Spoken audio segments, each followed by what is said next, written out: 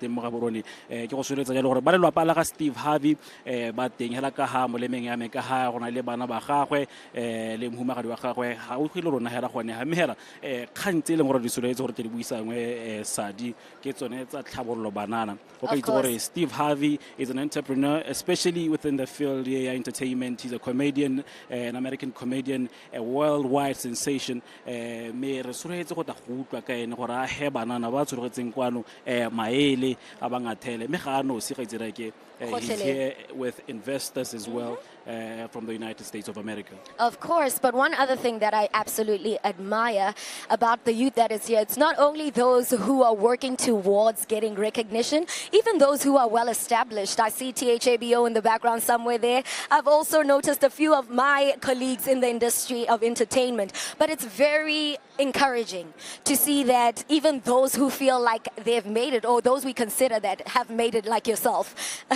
we're here to actually get a little bit more and grow our wealth of knowledge. I'm very proud that this man is here. He's got an extensive career, an award winner. He's won a Lifetime Achievement Award from the Black Entertainment Awards recently, last year.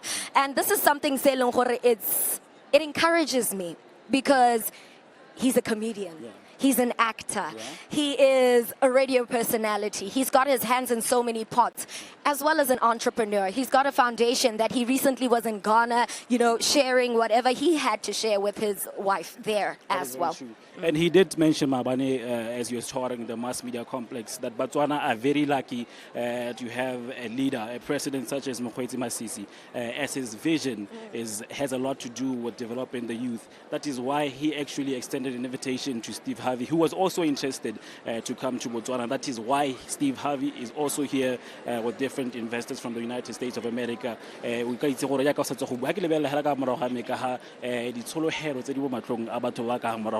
Ke bona ba ngwa ba ile gore le bone ke bora metla di comedian ba ile gore ba emetse go tla go utlwa gore bone ba ka kgona jang gore ba tlhotlhe talent ya bone le go itlhokotsa gore go behelo ba tle ba kgona go hella ba go rogile ha ile gore Steve Harvey teng ja ka khitsi ka na tlhausetse go khante jana gore o ka kgona gore lebela jalo maranyaneng on internet go ile gore BW government page streaming this event live as well as the Daily News is streaming this event live.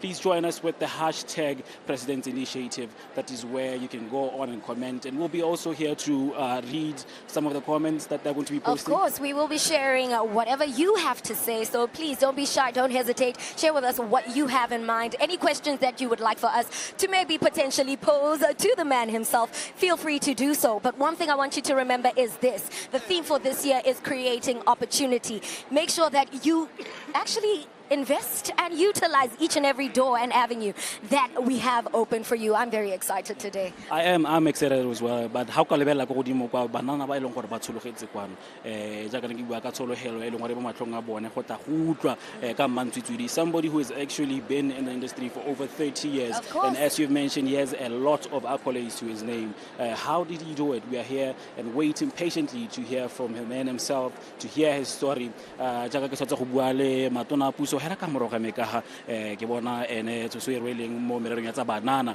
ke bua jalo ka tona mo lephateng le la banana metshameko le tlhabollo ngwao ke tlhalosa jalo gore re tseke di khama ga mo go le matona ka bone bontsi ja bone ba puso ba ka moroga rona hela ka hale bona ba tsile go itseela ka tsopedi o ka itse gore ke bone tso e rweleng when it comes to implementing do tsena go tota go bua ka tsone mo nakong ya gompieno gone.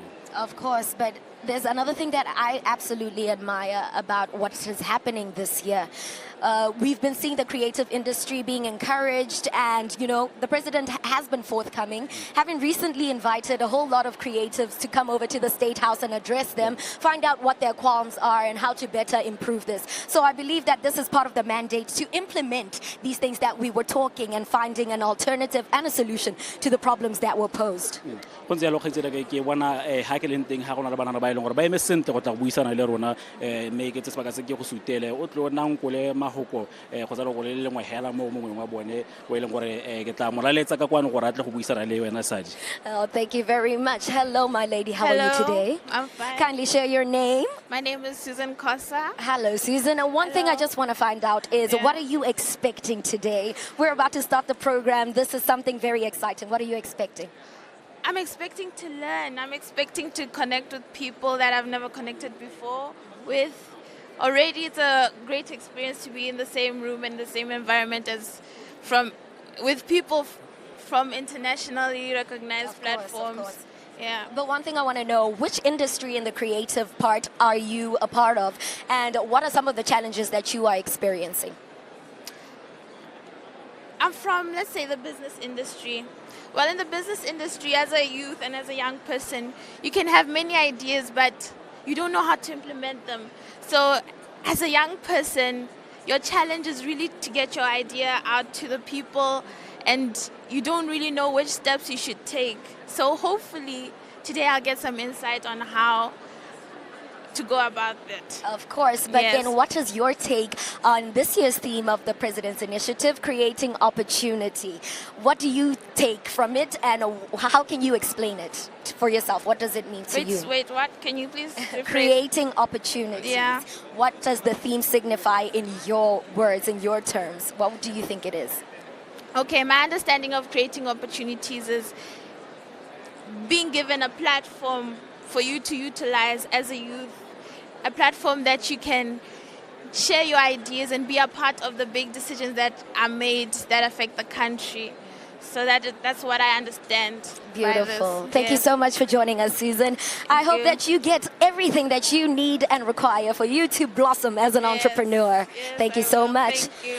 Well, ladies and gentlemen, we are expectant. I do believe that His Excellency Mokgweetsi Eric Masisi will shortly be arriving. Yeah. What are you expecting, Osi? What do you think he wants to do today? Well, Something revolutionary, obviously. Yeah, I'm expecting quite a lot from him. You're talking about a legend who has been in this industry for over 30 years. So there's quite a lot we can learn. One thing that we spoke about, you and I, off stage, is how to monetize what we have. You know, the opportunities that we have right now, being on national television. So it's a blessing. But I feel like we haven't been using it to its full potential. to its That full is potential, very exactly. true. That is very true. So if you're joining us in our watch centers, our watch parties, Dumelang Kako, we're very pleased to have you, or even in the comfort of your home. Please do not forget our hashtag President Initiative, and our theme, of course, creating opportunities. I hope that today will be a very fruitful day for you and I. I am very excited, as I've mentioned. go ntse yalo kgaitsedi ke me ke tswelele ke le go tlhalosetse wena motswana go lapeng gore mo nakong ya gompieno re me hela ka disekonto di se kae motlege tautona a ba gora ka kwana ga mmogo le moeng e leng gore re motletse ka kwano e le re Steve Harvey me hela kgang e leng gore tlebelentse tsone kgantse gore tlebelentse re metse go tlo ka tsone re na le go e leng gore o ka go lebella teng wena o le monana o ka tsama jalo go di partnereng tsa bona e le bo Cresta jalo mo di hoteleng tsa teng go beilwe hela sentle television tse di tona tse leng gore ka go a kola o lebile tse o le teng go lapeng. So, Osi? Mo nakong ya gompieno ke batla ke bitse mongwe wa banana hela Of ke tse course, buiseng le go utlwe sentle ka ene gore ene o akanya eng ka se se diragalang mo nakong ya gompieno le gone gore dikakanyo tsa go sentle ke eng right so tsa ke se ka se ke go amogela mo Botswana television OT Yeah, o tlhaga o tlhaga mang Morobe. o tlhaga gompieno re gana go tla go amogela moeng go tsweng ko lehatsheng la United States of America. We are here to receive Steve Harvey. He will be here to come and talk to the youth. What's your opinion? What are you expecting to hear from him? I'm expecting to get years of experience from Steve Harvey and ways I could grow as a young person and avoid certain mistakes as I'm growing. Tell me something, as a young person living in Botswana, what are some of the challenges that you encounter in your daily life? The main one is unemployment. It's really hard for someone as young as me to get a job. Do you think there are ways to ail that maybe? Yeah, I think by Steve Harvey coming here, he could inspire people to create businesses, therefore creating more employment. What are you expecting to hear? What am I expecting? What am I? Expecting to hear from Steve Harvey. Yeah, I'm expecting to hear the tips from a business magazine, I guess. Top tips. Right. No, thank you very much, OT. Enjoy yourself today. Thank you. Me motsana wetso ke tla ke tswela jalo ke na le kgaitsadi a ke ha wena gore ke mongwe wa baeng ba ba retetseng mo nakong ya gompieno go tla go buisana le bone ka se diragalang. Hello my sister, how are you doing? What is your name? My name is Wame. Wame. Okay, so Wame, what are you here to do? What are you expecting to hear from the legend Steve Harvey himself? What are you expecting to learn? Okay, certainly have sorted it out within the next 5 minutes and the program will commence. I'd like to thank you for your patience and once again sincerely apologize for the delays that we're currently opportunities that I can do. Thank Well, you.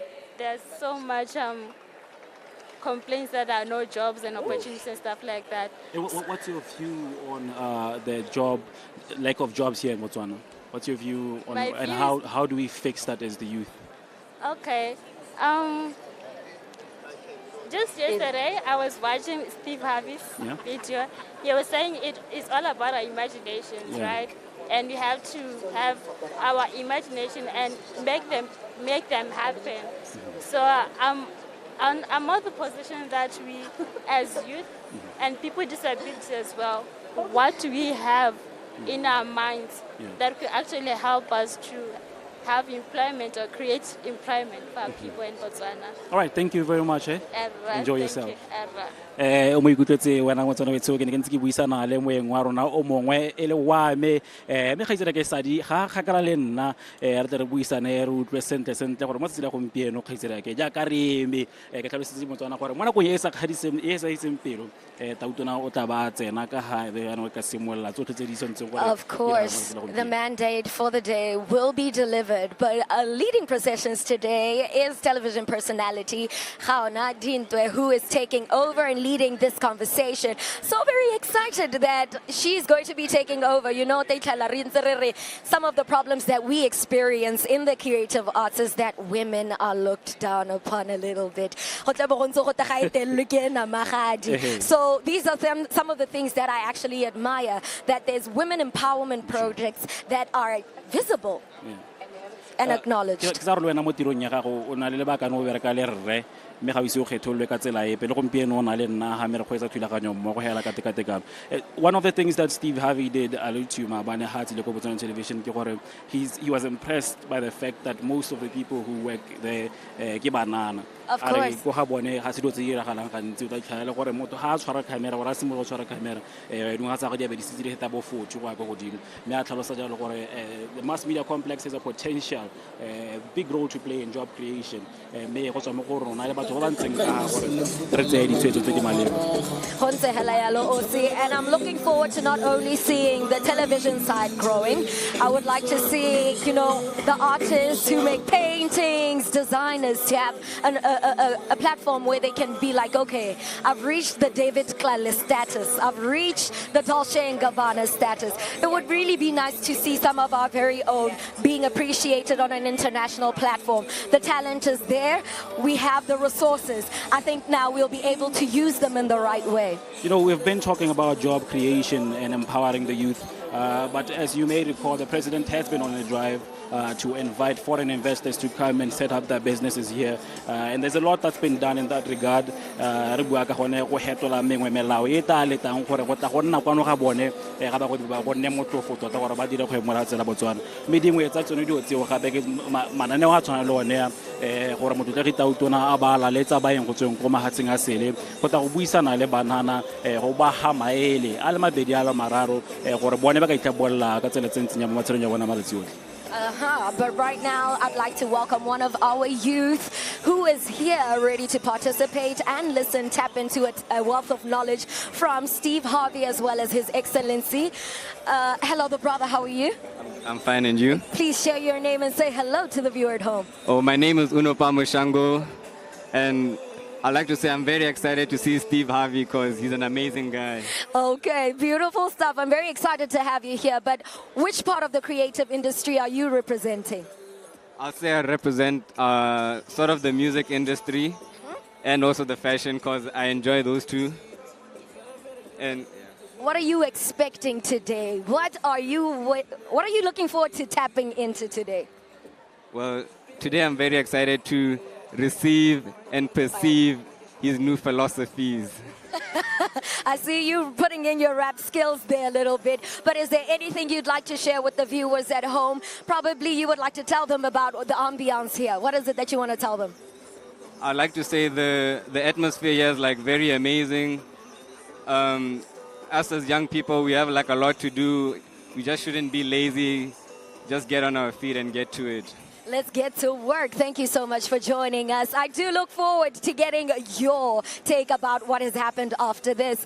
And standing by, it is Osi Lashani and myself who will be making sure that you understand the proceedings for today. One thing I absolutely just want to acknowledge is that you, the viewer at home, you're in the right place at the right time. Today, we're going to be reaching a new level. Everybody is going to be taken and catapulted to a place where they can reach into themselves and make their dreams a reality. Preach, sister, preach.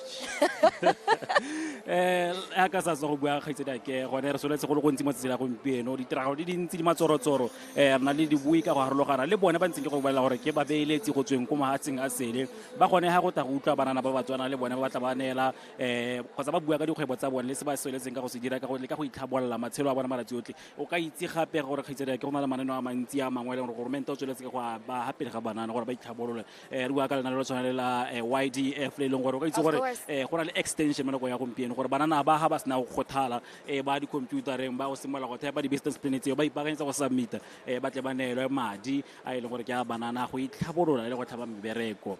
Of course. There are many of us who have been disheartened by, lack of employment opportunities. But sometimes we are not called to be working under or for someone.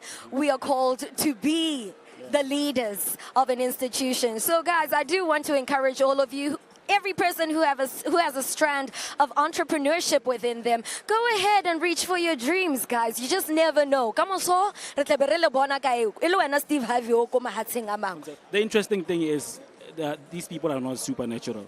If you had to listen to Steve Harvey's story of where he started and how it all came to being, he had a very rough beginning. It wasn't that easy. So Lord na harantse le gone ha re santse re simolla re santse re thutoga jana re tla hela go ngwa gaitsela ke me go na go gompieno go na le mongwe le gore ke mmele le itlo ka ga lene ka ke batla gore ke tlanya dintlha tse pedi tse tharo dumela re le kae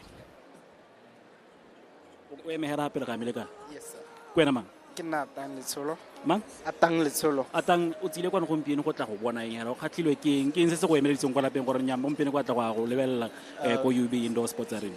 Yeah, when I came here from home, in my mind I had the thought of the business opportunities that could help me. I'm very young right now, but I do have big ideas that I want to. Let's talk about one of the ideas you have. What do you plan on doing? You never know who's listening. As of right now, yeah. I'm only just thinking about, because I always see these big fashion brands and all those things. Yeah. I'm always just thinking about creating a fashion brand that's native to Botswana, which is globally recognized, to put Botswana on the map and stuff like that. So what do you hope to benefit from Steve Harvey or this talk that will benefit you and catapult you to reaching your dreams?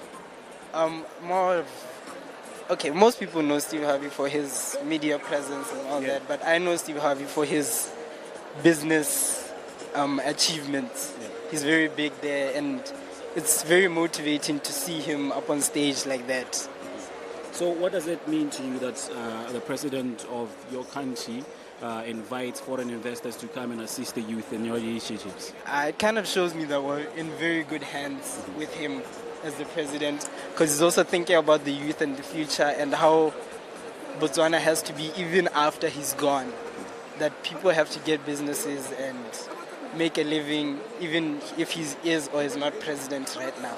I don't want to sound like it's a job interview, but I feel compelled to ask you this question. What do you think is a way to fix the unemployment issues in Botswana? Unemployment issues. As of right now, we have a lot of untapped potential in certain industries that Botswana could do. Like as I was saying in fashion, there are a lot of fashionable people who can design, people who can produce art and types of things like that reflect Botswana very well. So that in itself could help reduce the unemployment thing. Just that it's not properly being funded. Things like this are the things that fund. All right. Yes. Thank you very much for your time, and it's been a pleasure. Okay, thank you. Thank you. It's all about stepping up to the plate, really, between you and I. It's sa bate phatla go pe khakala hela a tumela o tlo tsena ko ya gago o nelwe sebaka sa go hela ka mme yo gatetseng wa baleng now. Hello, beautiful lady, how are you doing? Good. What's your name? My name is Nancy Mogwaj. Don't be afraid.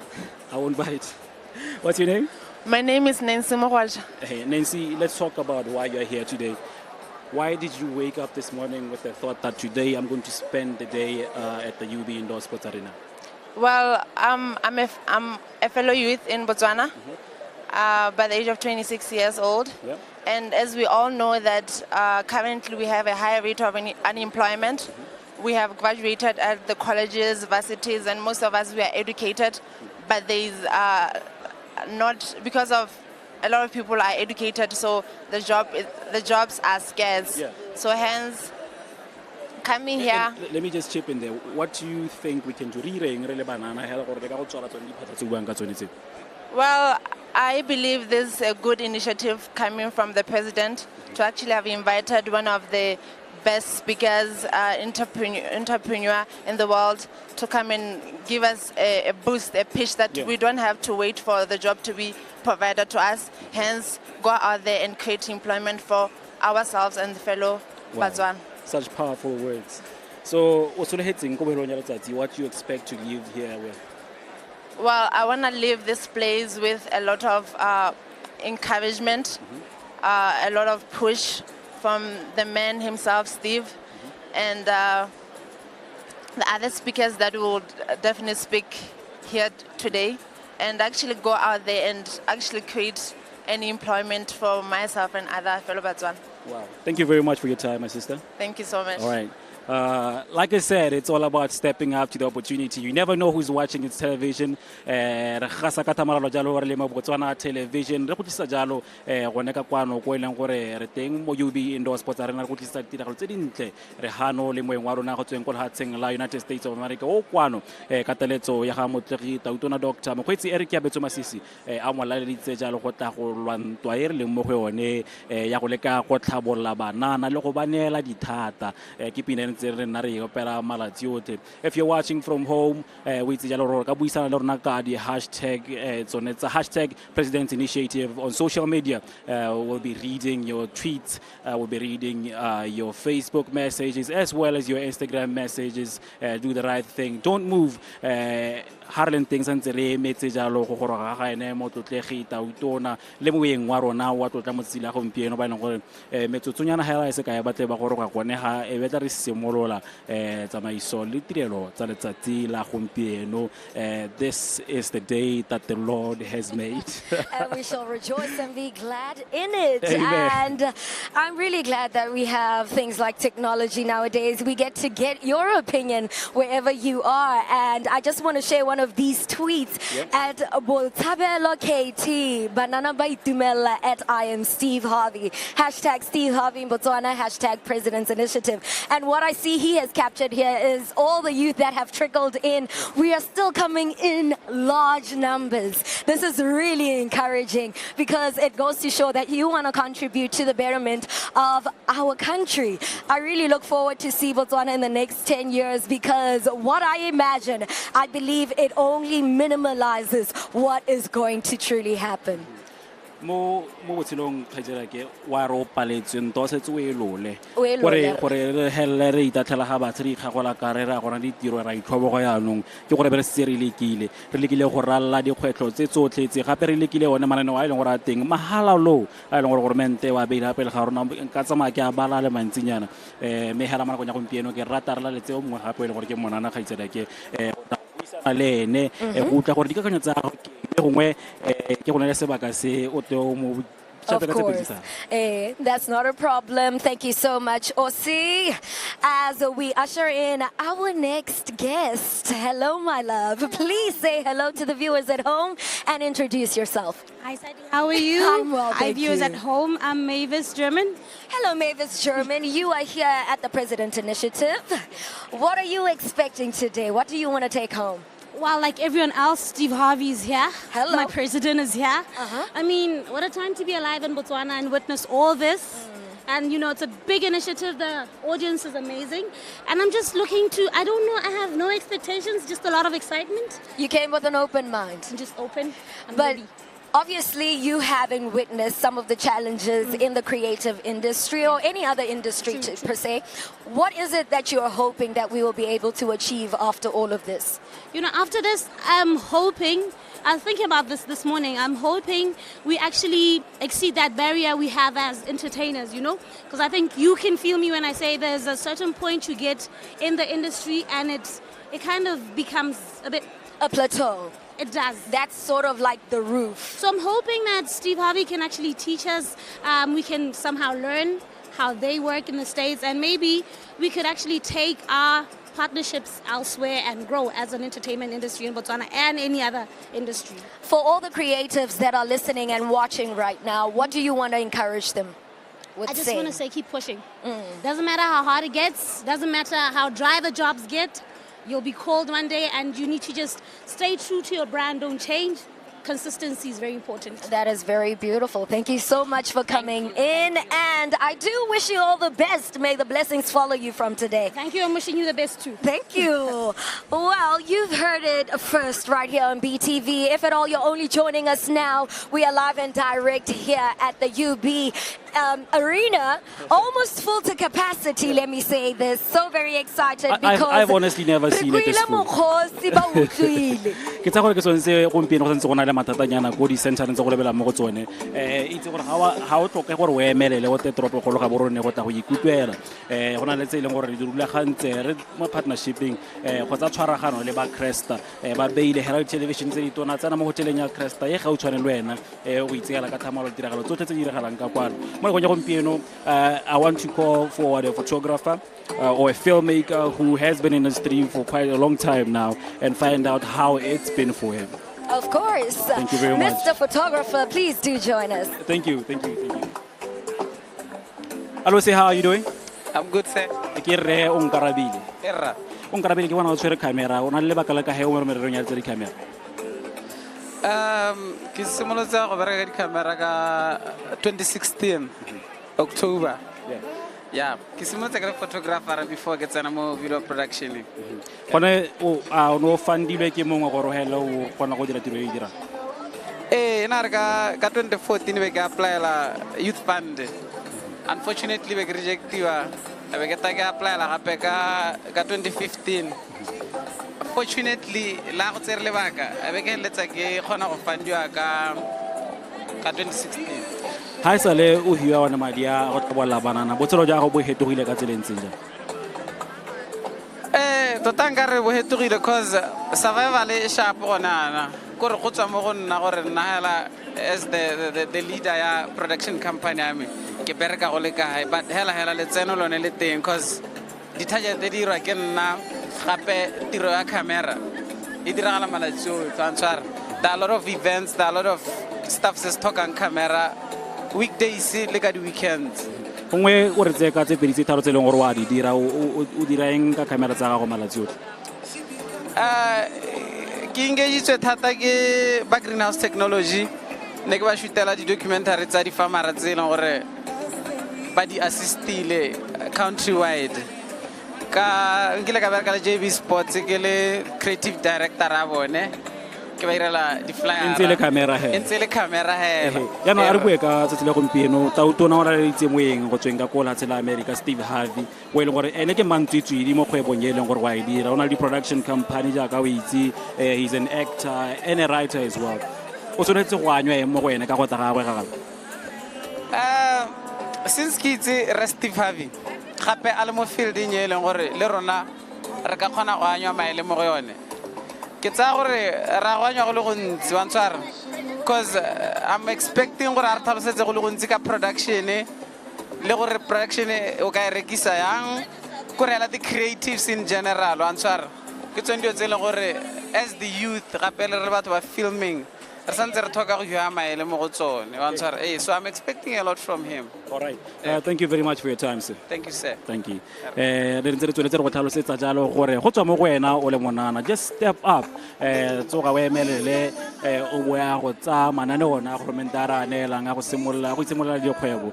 Ga re tsadi I was talking to this young man. He's telling me he got funded by the Youth Development Fund in 2016. He's now an established cameraman and movie maker. He shoots at weddings and he has been engaged by a couple of reputable companies here locally. It's really amazing what the Youth Development Fund has done for us. But sometimes it's always so empowering when we see some of the parastatals and the government branches that are supporting the youth businesses. Today, I just want to say that the production itself is all 100% local. I see some of the people that I work with at some of the events that are 100% citizen-owned companies, and they're bringing you this kind of event of this magnitude. It's really encouraging. It is. Of course, but I'd like to invite another person to share what her take is. And surprisingly, me and her went to primary school together. It's really exciting. I'd like to welcome you in. Please do join us. BW, if you're joining us, share what your take is for today. Hashtag President Initiative. Hello, my love. How are you doing? Say hello to the viewers at home. Hello, everybody at home. Your name, please. My name is Ndomboka Tankuluba. Thank you so much for coming through and honoring our invite. What is it that you want to share with the viewer at home about this event today? What do you hope to take home? Well, honestly speaking, today I am so excited.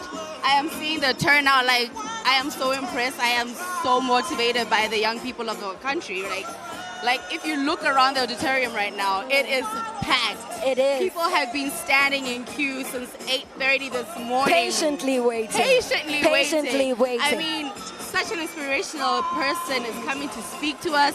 And I mean, come on, it's mind-blowing. It's Steve Harvey. Who doesn't watch him? I mean, we've been watching him talking to us on our screens since we were kids. And now he's right here. We have the opportunity to breathe the same air. But if there's something you would like to share about the industry that you're representing, you're an entrepreneur, of course, you work in the beauty industry. What is it that you want to share with everybody who's there? Possibly, maybe they would want to tap into that industry. What are some of the challenges that you've experienced, and how do you work on curbing them and moving on through them? Well, like the one thing that I always say to people is never give up. Never, ever, ever give up. That is the main thing. Because once you motivate yourself and push yourself to the better you that you can be, that is all you need. You are your biggest cheerleader. Nobody can cheer you on better than yourself. So go out there, get your thing on, and just believe in yourself. That's all you need. Oh, thank you so much for that. Her 2 cents is believe in yourself and keep it moving. But I see Osi standing next to somebody very, very special, Honorable Tegedi Kama, the Minister of Youth Empowerment, Sport and Culture Development. I believe we will be chatting with him shortly just to get his take on what this powerful initiative will be bringing to us. One other thing I want to say is this. Be expectant today, because this is your opportunity to grow, build yourself, and reach another level. Osi, I see you standing with a very respected man. Yep. Somebody who's leading a very, very challenging ministry, but he's tackling it head on. Very well. In a minute, the Begamara Yalo, necessary railing. Banana, Santi, Bomaka, Gongwe re tse sebaka se re bue ka gore bana ba bantsi ba tlang go ema ga kgaitsediake ke ba eleng gore ba bua gore mopodi go tsoso itsosa ha ka kwa nna hela kwa lapeng o bo lela selo sa go be sa arabia ke o te let me take this opportunity to welcome to BTV the minister is honored, the Minister of Youth. Thank you. Hey, let's take this opportunity to welcome you. Say, how are you doing this morning? Fine, and you? I'm good. And it's great to have you on the show. Thank you. Let's talk about this initiative here. Right. And why it was important to call the youth. We have an opportunity here. This is one such example that we can do for the youth, but there's so much more. And in the time I've been in the ministry, it's become very apparent that we don't have a coordinated effort towards promoting opportunities for the youth. And that's why I would think is better placed by capacitating BNYC, for example, but making BNYC a totally different entity to what it is today. Because these initiatives come this way, then we have something else in another way and things, but we need to have a consolidated effort where everything is coordinated, and I think that's very important. So this is obviously very exciting because you open opportunities to the world, to international stars, for the youth to experience these people. And I think that is always, that's a very good route to go on, you know. It broadens our horizons, and we need to stop thinking local. We need to understand that we're not playing in the local arena all the time. There's a big arena we're playing in, yeah. There are a lot of initiatives that your ministry comes up with to try and help the youth. And at this opportunity, ladies and gentlemen, let's say sebaka se minister when ka go rata o tsena go ntse go ara tumela ke se batla go gaupetsa ke ra gore re wele re tere amogele ta utona me ke bona jalo go amogela ma rona me matsile o sa tsa go goroga ha le kokolo la goroga le lone mo nakong ya gompieno go botlhokwa go le kae go reletsa ba beeletsi go tsweng konte ga le ga tsela Botswana go ta go beeletsa mo le ga tsena Botswana go ne go le ka go tlhamela bana le ditiro. You know, one of the interesting things gore tota that's why ke ne ke bua khantele ke ne ke re go batla gore re kopane le batho ba ba tshwanang jaaka bone me gape le rona re tshwantse gore dira gore banana ba bana le a space e leng gore they have access to it, okay? And then once those things become something which is more substantial in what we're trying to do, then we also elevate our product. And I think the one thing is that Botswana are hungry. And I think we need to put funding into human resource. Honorable Minister, thank you very much for your time. I'll call you again very shortly to come and finish our conversation. Thank you. Thank you very much.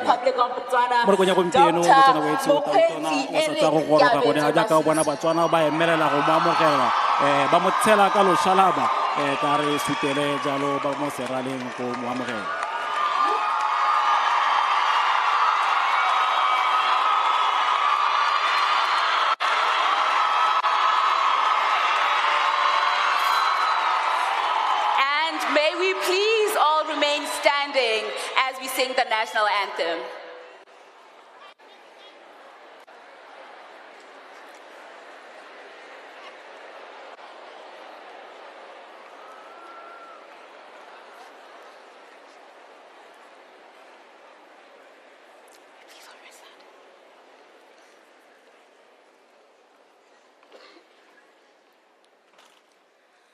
Fatileno la rona ke mpoya modimo ke boswajwa borra etso alineka kagiso tsoga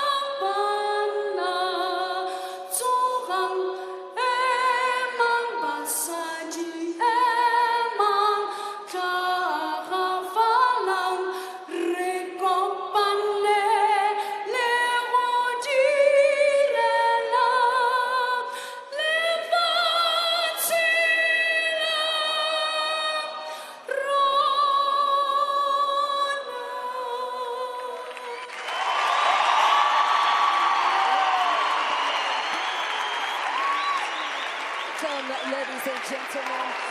Beautiful rendition, one of our talented artists right here in Botswana. But right now, we will be handing over for the official proceedings today, led by our very own the President of the Republic of Botswana, Dr. Mokgweetsi Eric Gaborone Masisi, and the First Lady of Botswana, Mrs. Neo Jane Masisi. His Honor, the Vice President, Res Lambatsokwane. Our guest of honor, award-winning entertainer, businessman, and philanthropist, Mr. Steve Harvey.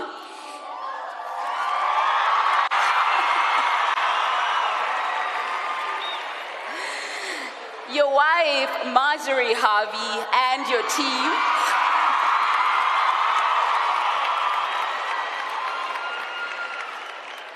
Honorable cabinet ministers here present. Permanent Secretary to the President, Rekata Murupisi.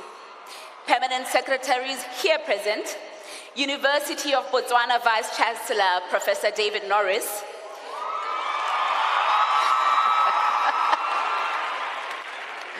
CEOs of parastatals here present. Captains of industries. Our very, very important guest, the youth of Botswana.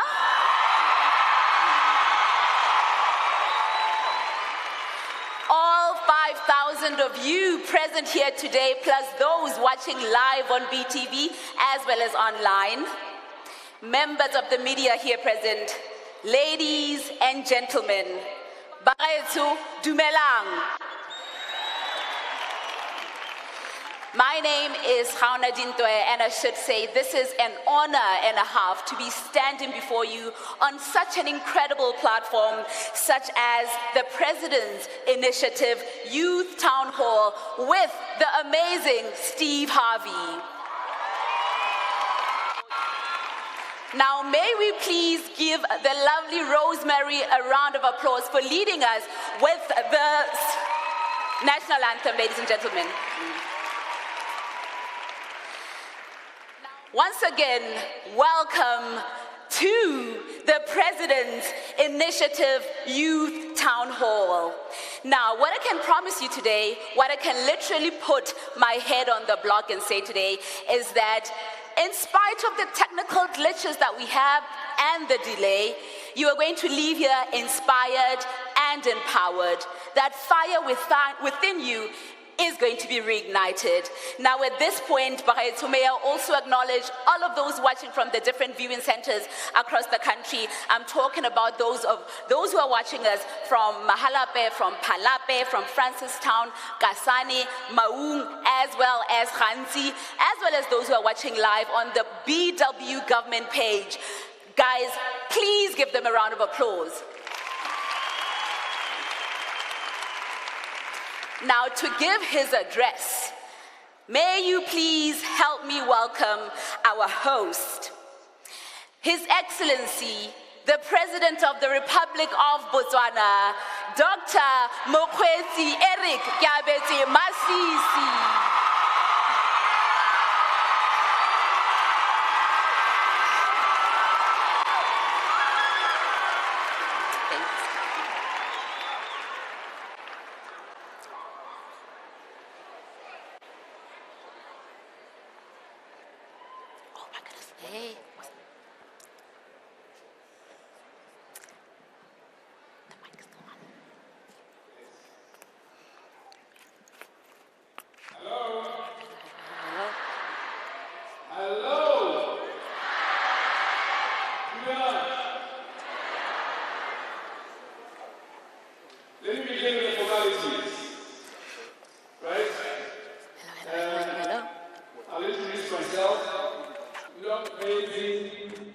Eric Gaborone Masisi.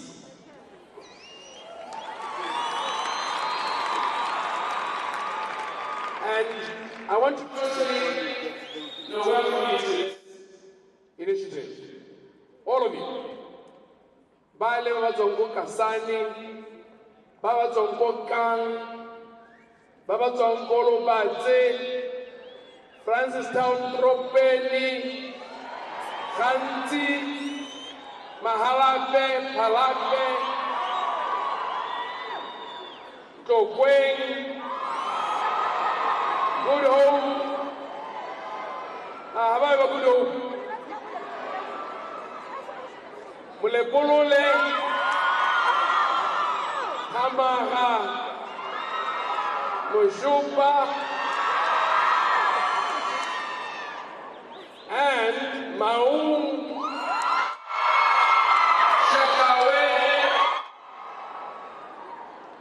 Every one of you, a really special welcome to all of you. I really appreciate having you here. But let me tell you what this is about, where it's from, who's involved, and where it's going.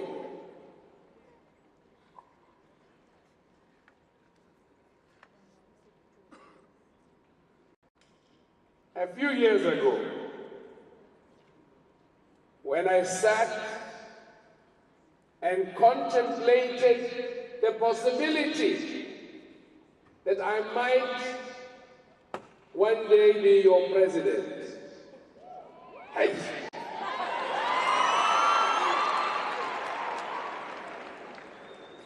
I felt first how fortunate I was to be married to my beloved wife. Neo Jane Masisi, because we conversed and she kept on nudging me. But you know, look at the rate of unemployment. Look at this raw talent all over Botswana. There's hardly a village or a hamlet or even a settlement where you have no one who's gone beyond secondary school. And they all have dreams. Dreams that make everybody wake up of wishing the dream were true. Yes, some dream that they had lots of sweets to eat. Some dream about cars. Some dream about houses. Some dream about jobs. Marriage. Having children. Lots of children. Some dream about houses. Some dream about jobs. And so I began to think, what does a person in the unique position of head of state do beyond that which you can do with the budget? I thought one of the things you can propel is to inspire. Inspire young people, middle-aged people, older people, the whole nation to dream and dream big. But you know, assist the dream. Assist the dream by providing the necessary ambience, the environment, the tools, and the systems to make the dream come closer to you. So I thought, I don't have the capacity to do that on my own. I don't think the cabinet colleagues that I have the capacity to do it on their own.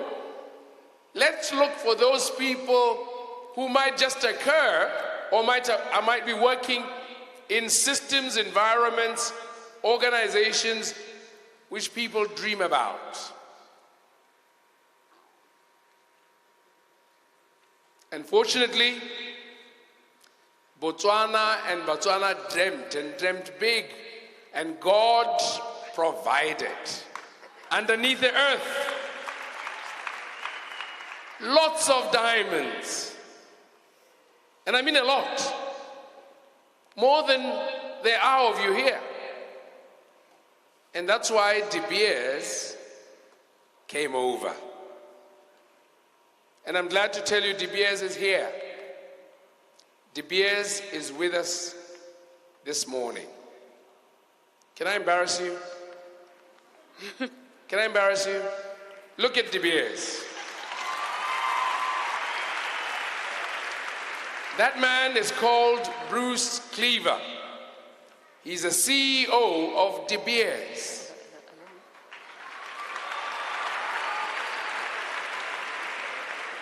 He too has dreams. And the dreams affect all of you. And that's why I also thought it might be useful if we got, let me start with the family. The family of the main man. I'm going to embarrass you. Could you kindly rise? Mrs. Harvey.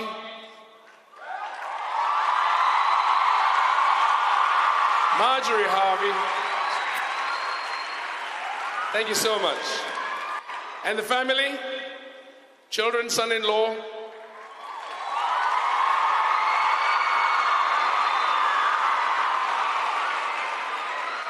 Can you wave? Thank you. And you know who else? We've got a buddy of Steve Harvey. A buddy of Steve Harvey who in their youth, he's a former athlete, who in their youth used to huddle together with Steve Harvey and share the liquor they had together. Yes, one day, many years ago, Steve Harvey was like you and I. He had many wants, many needs. But this child helped him dream and dream big. And he identifies himself with us on this continent. Mzi, Ngenge.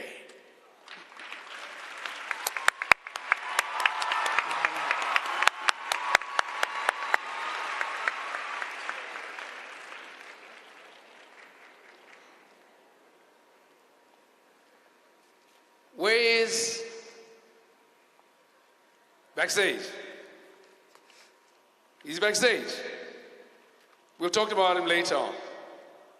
But over and above that, we have the main man himself. No, wait, before him, where's Mr. Dolphin? Steve has another friend who came with his fiancée. This guy is young. Don't worry, girls, he's taken.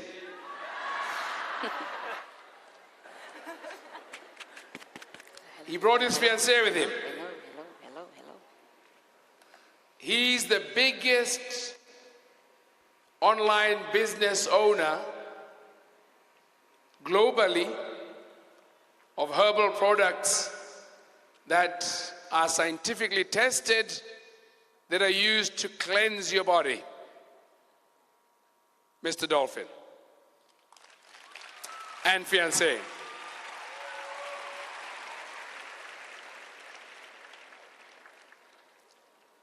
There's another friend that I think we'll talk about later because I don't see him here. There he is. There's another man who does some of the biggest shows in showbiz in the US of A. One of them was the funeral of Michael Jackson. He's done presidential inaugurations before. He's here. And you won't believe it. Mr. Flag.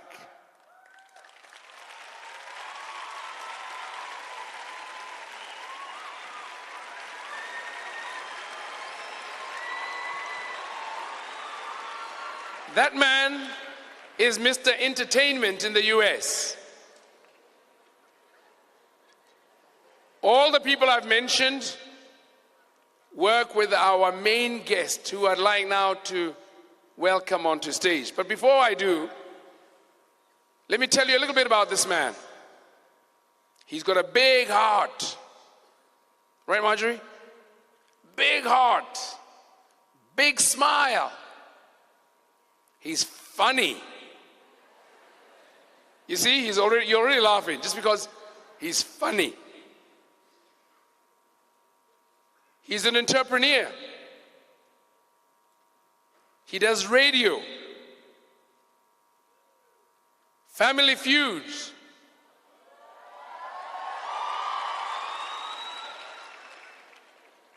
And he travels all over the world and speaks about the places he's been to. But then thanks to Pat, Dambe, and De Beers, they kind of succeeded in getting him here last year to Botswana. There was a Women and Diamonds conference. And he and his wife, Marjorie, fell in love all over again. The two of them literally fell in love all over again. But this time, they both fell in love with Botswana.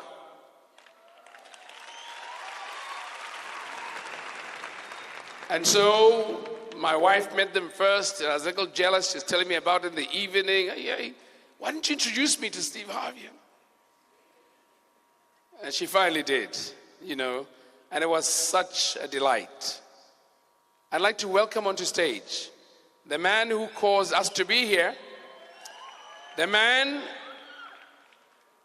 who, when we talked at length over a period of time, while he was here, when I went to see him in the States, flew all out to be where I was with his dear wife, I kept on telling him about this dream that I have, this initiative that I want initiated, which all revolves around finding, creating the ecosystem for jobs for you, for jobs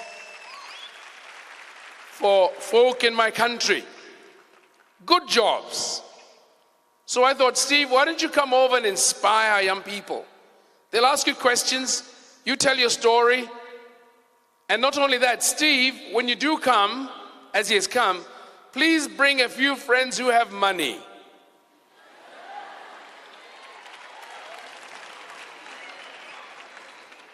So now you know, everybody I introduced has money. That's why I didn't talk about you. So I asked Steve to bring a few friends who have money. He must share the story with them about what it is that the president of the country would like for his people, his country, and the young people of his country. And there must be people with money who are also prepared to invest in where? You got it, Botswana.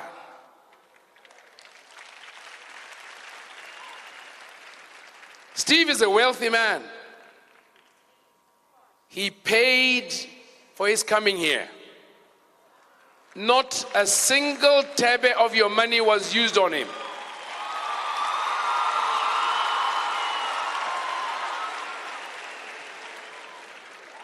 None of the people who are here with him are paid a tebe, as we say in Botswana, a cent in South Africa, a penny in the UK, or a dime in the US. None of them are paid from the Botswana government. They paid for themselves.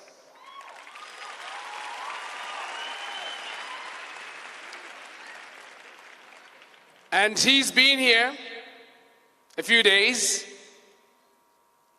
He's been around. I won't tell you where he's been, he'll tell you. I'm not going to tell you what he said he's going to do. He'll tell you. All I ask of you is hook on, get glued, plug in, and let's fly.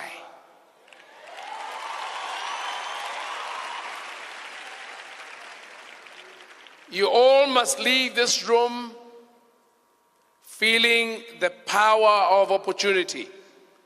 It's possible to do it. We're going to do it. It might not happen today, tomorrow. It's going to happen sooner rather than later. So why don't you stand up and put your hands together for Steve Harvey. Come on stage.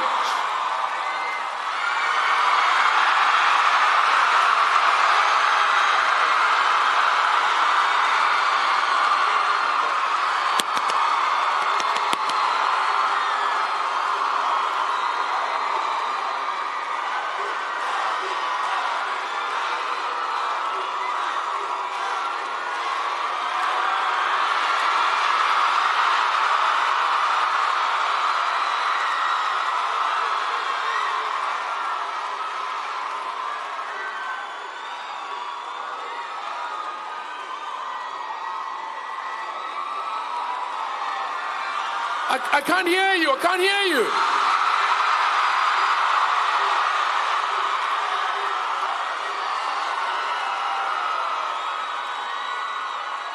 Thank you. Thank you.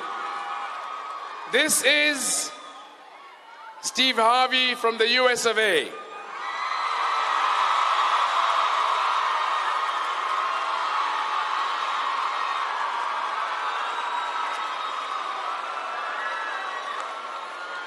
But you know what? You know what? Emma Bill, let me tell you this before he speaks. In Botswana, when in Botswana, from Botswana, my wife and I gave him a Setswana name. My wife gave Marjorie, his wife, a Setswana name. Marjorie, ka Setswana is Lesedi.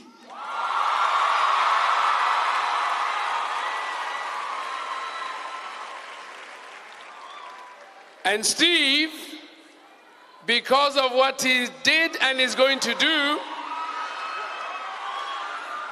ke mothusi.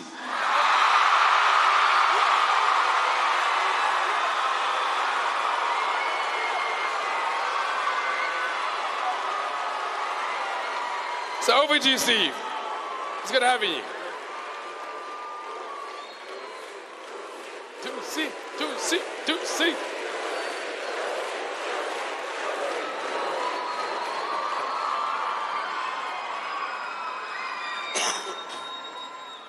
Is it on? You can turn it on. Okay.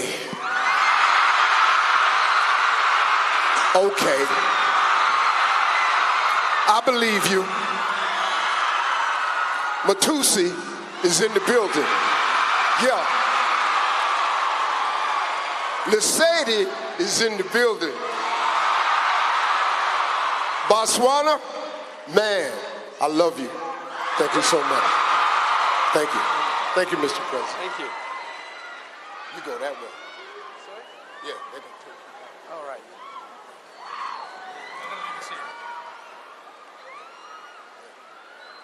I'll see you later. Yeah, come back.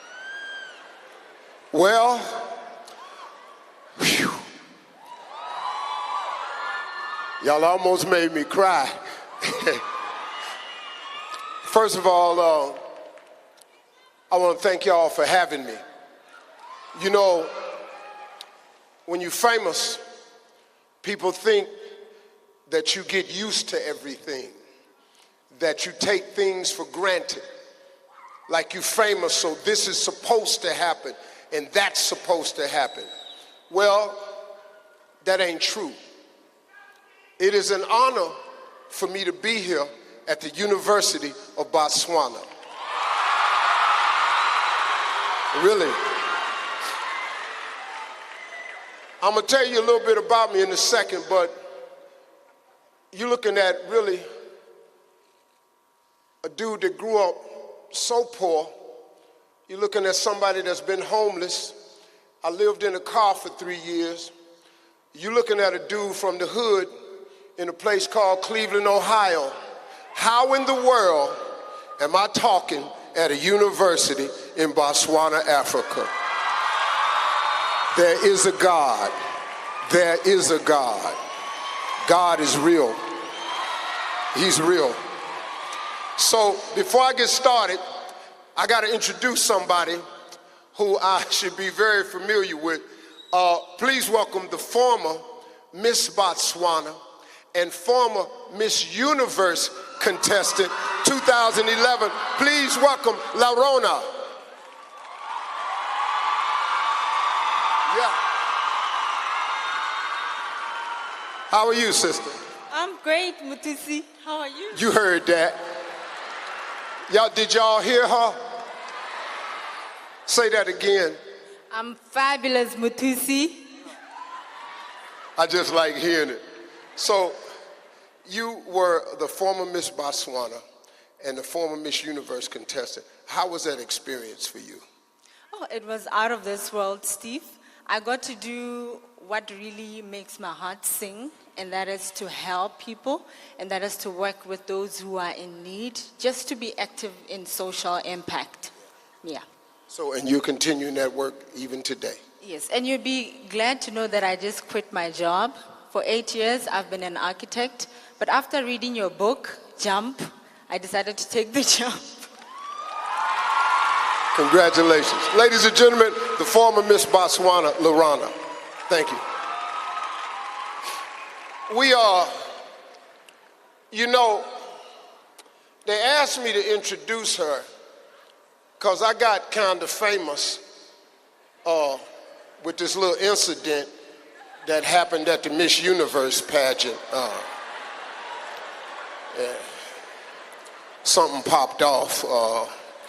I said the wrong name and all hell broke loose.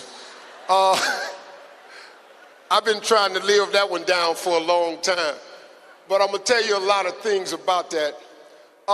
Listen, in the United States, I'm an entertainer. I'm a television star. I went to Dubai in April and they gave me an award called the Lynx Award, which is global recognition at the highest level of media accomplishment. They gave it to a black man.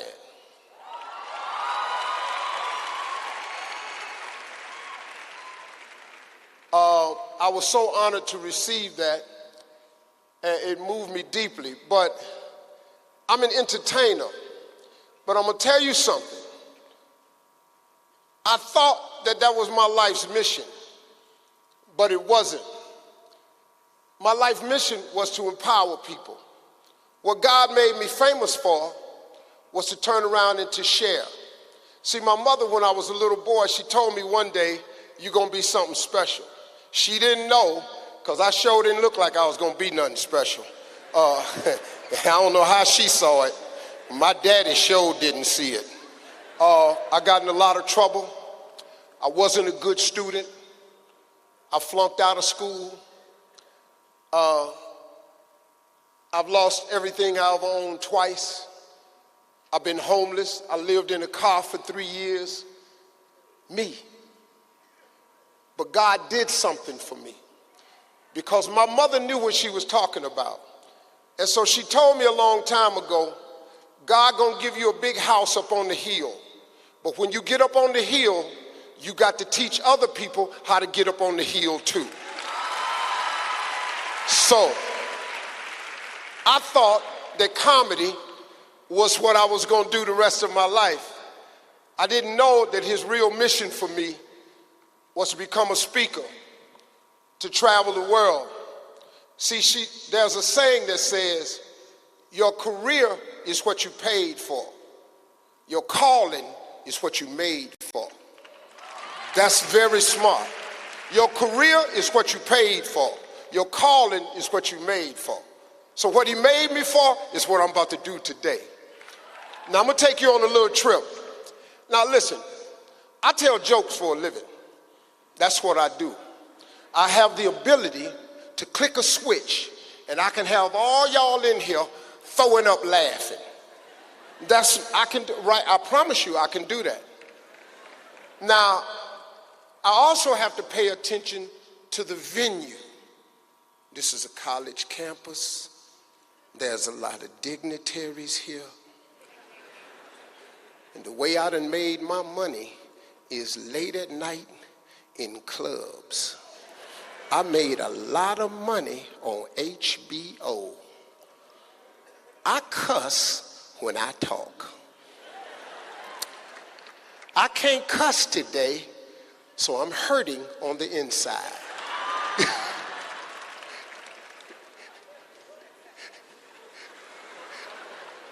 Now, before I tell you this, I'm going to tell you something. I'm a Christian.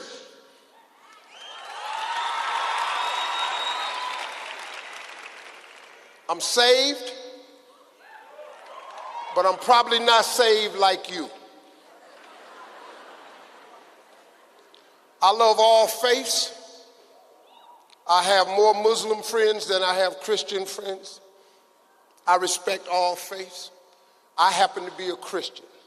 I'm going to tell you right now, before I get started, I'm an entry-level Christian. I do low-level Christianity. If Christianity is on a scale of 1 to 10, I'm about a 2. That's the Christian I am. That's all I know how to do. See, I don't do advanced Christianity. So if you're an advanced Christian, congratulations. That ain't what I do. I am an imperfect soldier for Christ. Imperfect soldier. See, let me explain something to you. If you slap me, I'm not turning the other cheek. You need to know that. You need to know that. If you slap me, please know I'm finna slap all. I have not yet learned how to love my enemies. If you don't like me, I don't like you either. That's the Christian I am. But see, that's my walk. Your walk may be different. Somebody told me, they said, you know, you don't sound like a Christian to me. Sometimes you cuss. You go to Las Vegas, you gambling. I see you shooting dice at the dice table. You smoke cigars. Yeah. But I still love God, and he still loved me. That's my walk, period. Now, once again, I'm going to say some things today that might not sound like I'm a Christian at all. But that's cool. I'm just going to be real with you. I don't have no paper. I don't write no notes. So sometimes when I'm talking, I go off the subject. I'm going to speak to you today from my heart. I'm going to tell you something about you in case you don't know. All of you in this room, every last one of you are gifted. All of you. God never created a soul without giving them a gift. You just got to stop looking at your gift as running, jumping, singing, and dancing. You're at this university. If you're smart, smart is a gift. It's a gift to be smart. You can be smart till you old. You can only play football till you 32. You can play basketball till you about 36. But if you're smart, you can be smart the rest of your life. Smart people make money. Now, I got to talk to you about money because everybody needs some. It's hard. It's hard without money. But I'm going to tell you the secret to getting there. Your secret you already have. You have a gift. You are in this university to get a degree. This degree is going to be a piece of paper that you will hang on the wall. After you get this degree, it will mean nothing. It's just a piece of paper on the wall. Until you learn the principles of success and apply them to your life, then and only then will you be successful. This paper just proves to an employer that you have the ability to accomplish a task. The ability to remember information, retain it, and regurgitate it back on a test. You ain't finna make no money with that. Some people would tell you that your education is the most important thing. Your education is important. It's critical, but it's not the most important thing. It's not. The Bible says, a man without a dream or vision shall perish. It's your dreams and visions that spur you to get an education. It's your dreams and visions that spur you to greatness. It got nothing to do with your education. Now, if I were you, since you're here, I'd go on and get one. But after you get it, what you gonna do? You got to take this God-given gift that's in you, and you got to start using it. Now, like I said, your gift ain't just running, jumping, singing, and dancing. I drink water when I'm talking because I got big lips. So.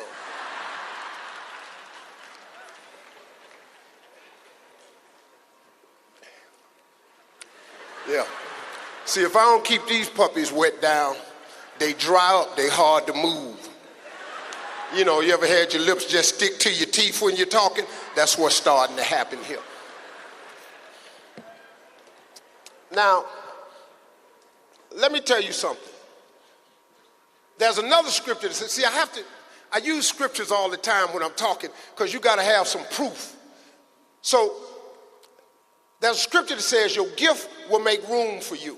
So this gift that you have, that God gave you at birth, he put it inside you. He didn't hide it under a rock. He didn't put it in the ocean. You don't have to drill for it or dig for it like it's a diamond. He put it in you.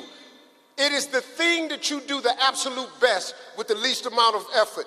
That is your gift. That's what God gave you. So if you're smart, you're really good at that, that's your gift. If you network, if you know how to put people together, connect the dots, that's your gift. If you babysit, everybody wants you babysitting their kids, that's your gift. If you teach, then that's your gift.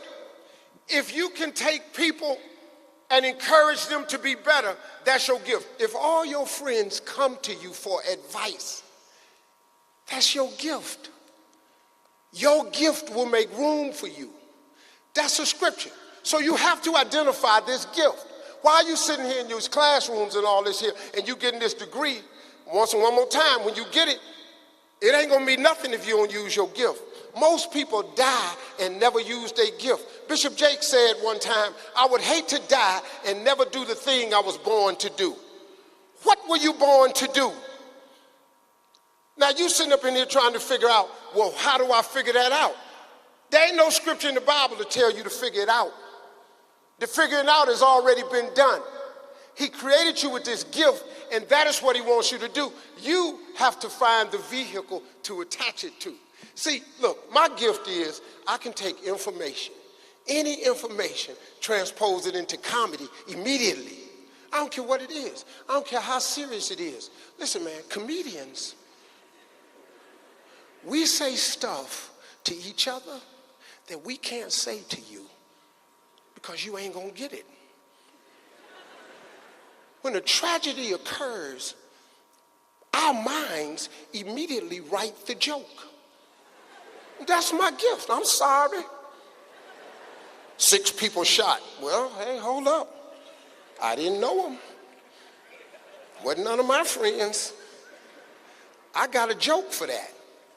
But we have to wait 3-4 months for you to get over the hurt, and then we present the joke. That's my gift. Now, my gift is a blessing and a curse at the same time, because I stayed in trouble because of this gift. When I was young, I didn't know how to control it. I was in the principal's office 3 times a week because I was just saying stuff. I couldn't stop it. My mother used to take me to church to get me prayed for every Friday. Some preacher, I healed. You know how many times I've had a preacher touch me? Healed. Dog, I'm healed. I just got a gift and I can't control it. Your gift will make room for you. This gift has turned into a lifestyle for me that has given my family a lifestyle I never dreamed I could have. Your gift will do the same thing for you. Your gift. Please sit down with yourself when you leave here and have a real conversation and just say, God, what is my gift? What is the thing that I do the absolute best with the least amount of effort? And then take whatever degree you got or whatever job and you attach that gift to that. That's how you become successful. Now look, you ain't got to be rich to be successful. Stop thinking that. Everybody in this room ain't gonna be rich. Everybody in this room probably wanna be rich, but everybody not gonna be rich. But you can be happy and very successful and live wonderful, productive lives. Some of y'all hung up on millions and you ain't even gonna be willing to do what it takes to make millions. If I told you, listen to me, if somebody had told me when I was a little boy, this dream I had of being on TV, if somebody had told me exactly what I would have to go through to get here, I would have turned back. That's why God don't show you what it takes.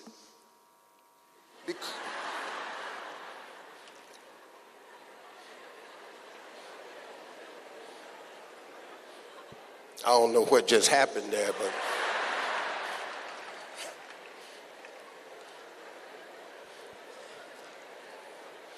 I've said that before and it didn't get a laugh, so I don't know what just happened here. I want you all to think about this. What is it that you do the absolute best with the least amount of effort?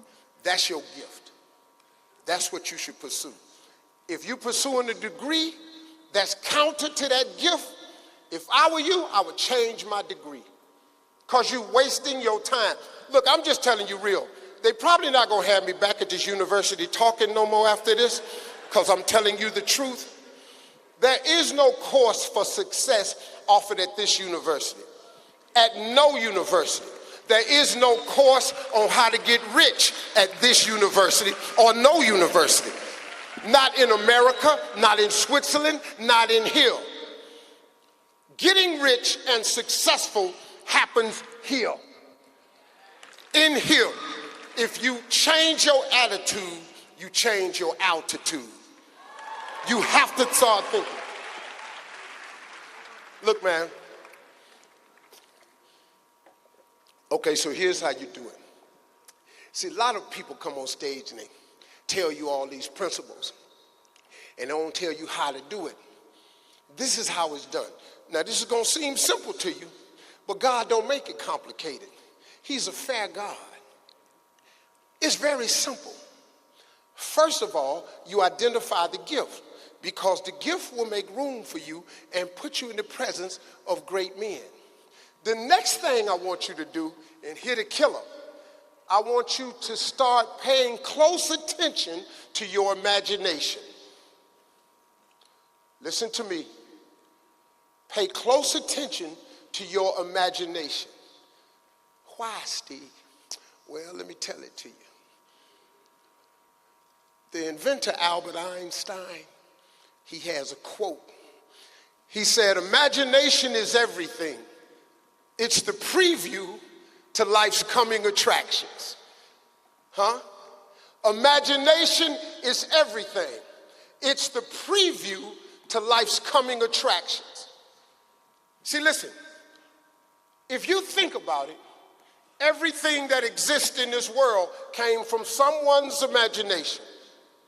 Somebody was sitting at the house on the phone talking, and the phone was connected to the wall, and they went and they couldn't go no further. Somebody said, man, I wish I could go outside with this phone. Everybody in here got a cell phone.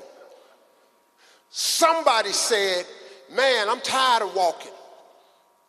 I sure wish we had something that we could sit on it and we could just roll in. Everybody in here been in a car. These two white dudes over in the United States called the Wright brothers, one day they said, man, we ought to fly. Fly? You must be out your rabbit mind. Fly. Everybody in here been on a plane. Okay, sorry about that. My bad. Everybody in here saw a plane.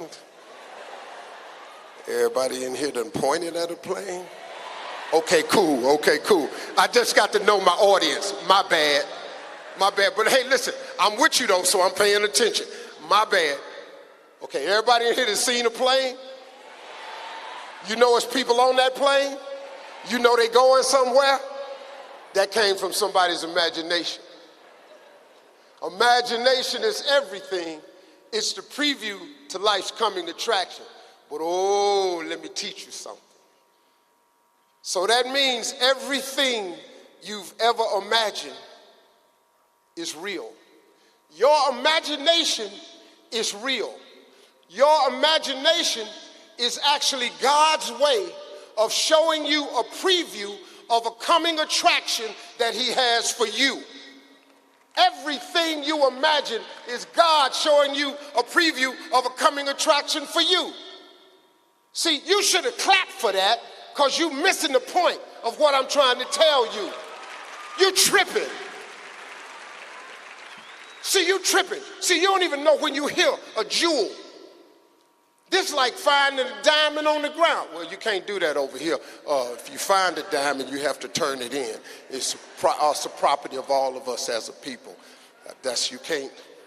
Sure hope I don't find one because it's going to be hard for me. I'm a hood boy, so I might want to slide one in the pocket and go to prison. Hope it's big enough to pay for everything. Anyway. I'm sorry. What was I talking about? Because I heard diamond and it just went crazy, and I'm looking at my wife, that's her favorite thing, and Jesus. What was I talking about? Talking about the what? The airplane. That's my wife. She keeps me on track. You need a wife to keep you on track. You really do. See, I'm going to talk about that later because I'm about to go off. So your imagination, I want you to think about this. When I was 10 years old, a teacher came into the class first day of school after summer, and she said, I want everybody to write on a piece of paper what you want to be when you grow up. Just put your name and what you want to be. I'm 10 years old. So everybody wrote on their paper. I wrote on my paper at 10 years old, I want to be on TV. She had everybody turned in the paper. She had everybody stand up. She called their name, and she read what you wanted to be. Everybody wanted to play ball. Somebody wanted to be a doctor. I had a partner named Lonnie Cotton. Lonnie Cotton said he wanted to be a doctor. I knew he had no chance. Lonnie can't even read. We in the 6th grade and Lonnie can't read.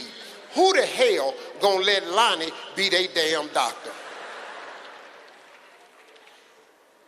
So she got to me and she saved me for last. And she said, little Stevie, come to the front of the class. So I figured I must have wrote the best answer on the paper because she saved me for last. She said, come to the front. Now, I was real skinny back then. They used to call me Tater Chip, as in potato chip, because I was curved. I was real skinny, and I walked like this. So I'm heading to the front. Now, I have a problem, because when I was in school, I had a severe stutter. I had a stuttering condition.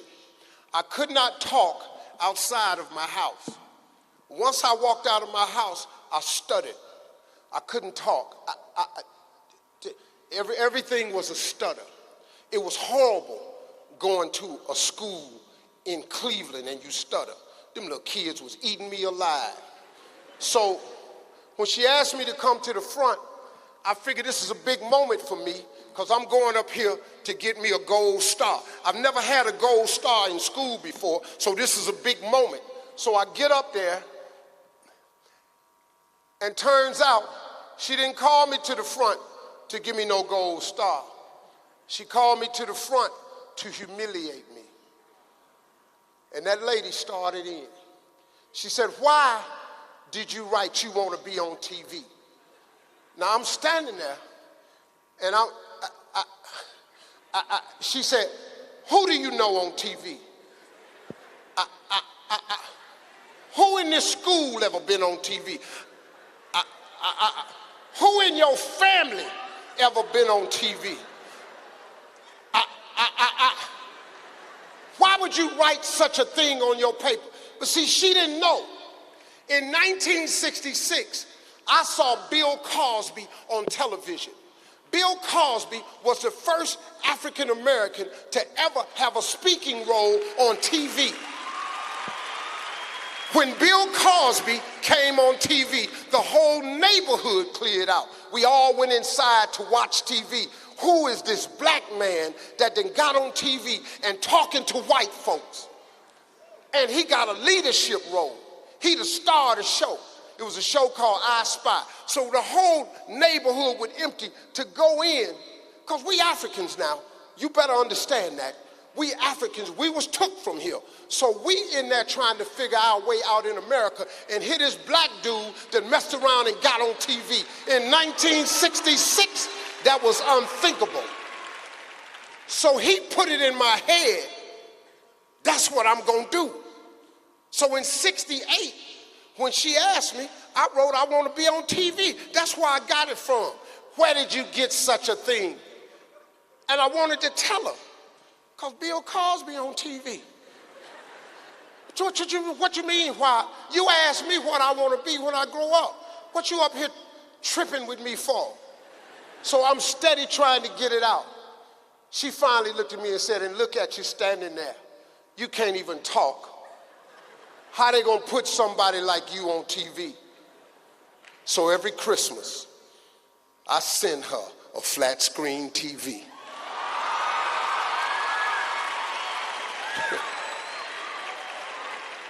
I sent this woman a TV for years. I sent her so many TVs. She told me one time I saw her, she said, you know, you send me so many TVs, I give them to relatives. I said, cool, I want them to see me too. Because you know what? She didn't know that what God had put in my imagination was a preview of a coming attraction he had for me. She had no idea. Your mother has no idea. Your father, he don't know. Listen to me. Your teacher, your professor, they don't know what you are. Some of your friends don't know what you are. Let me explain something to you. The best example I can tell you, this white woman met this African man. They had a baby. They separated. They have no communication. That little black boy grew up. He grew up and became the first black president of the United States, Barack Hussein Obama. Who knew? His friends didn't know. His daddy didn't know. They don't know. You have something in you that no one knows. And when you tell them, they ain't gonna believe you. I told that teacher I'm gonna be on TV. Look at me. Go cut your TV on. That little black boy from Cleveland, Ohio with the stuttering problem, he all over that TV. You can't turn it on without seeing me. Because the God I serve, his promises are true. Now, the scripture to that, you've all heard. Faith is the substance of things hoped for and the evidence of things not seen. Okay, let me teach you this. Watch this right here. See, faith, all faith is the substance of things hoped for. You remember? You hope one day you got a bike, and then you got one. Remember, you hope you'd go to school and pass. Look at you. You in school. Most of y'all passing. If you hope hard enough, it is the essence of faith. Faith ain't really nothing except hard hoping. But if you get smart as you get older, you realize if I keep hoping, and hope hard enough, that's actually faith. Now, here's the second half of that scripture. Faith is the substance of things hoped for and the evidence of things not seen. Y'all ready? Your imagination is the evidence of things not seen.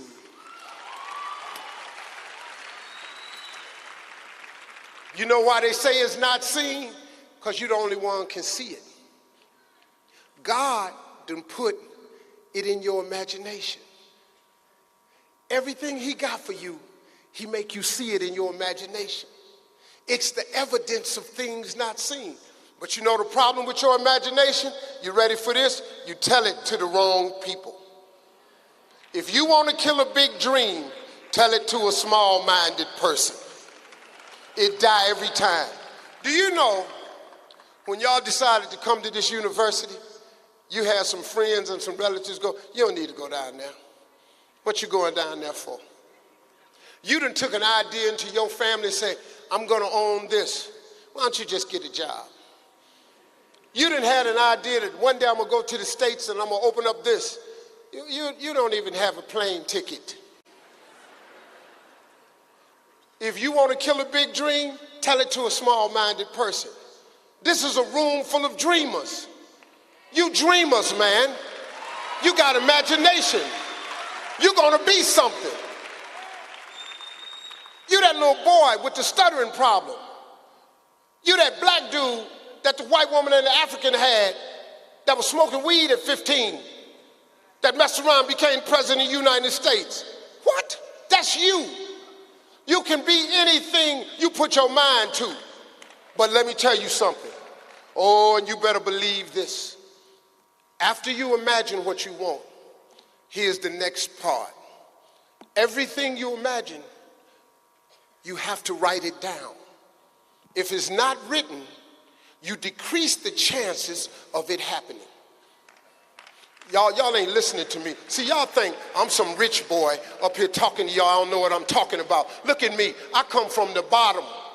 My mama and them ain't had no money. My father made $5 a day in the coal mine. He had 5 kids. I lived in a house my daddy built with his hands. I didn't flush a toilet till I was 5 years old. I've been using the bathroom in outhouses till I was 5 years old. We didn't have running water. I took my baths in the number 2 wash tub. I had a well pump in my house. We didn't have no hot water. We had a potbelly stove in the middle of it. That's who you talking to. So when I'm telling you this, pay attention to me. I come from the bottom. I ain't no rich boy. Mama had no money. If I had money, I'd have been made it. I didn't get a car in my name till I was 38 years old. Do you hear me? So quit looking at me like I'm up here some rich boy just talking to you some type of smack. I know what the hell I'm talking about. I've been at every economic level there is. I've been dirt poor, I've been homeless, I've been barely making, and I'm balling.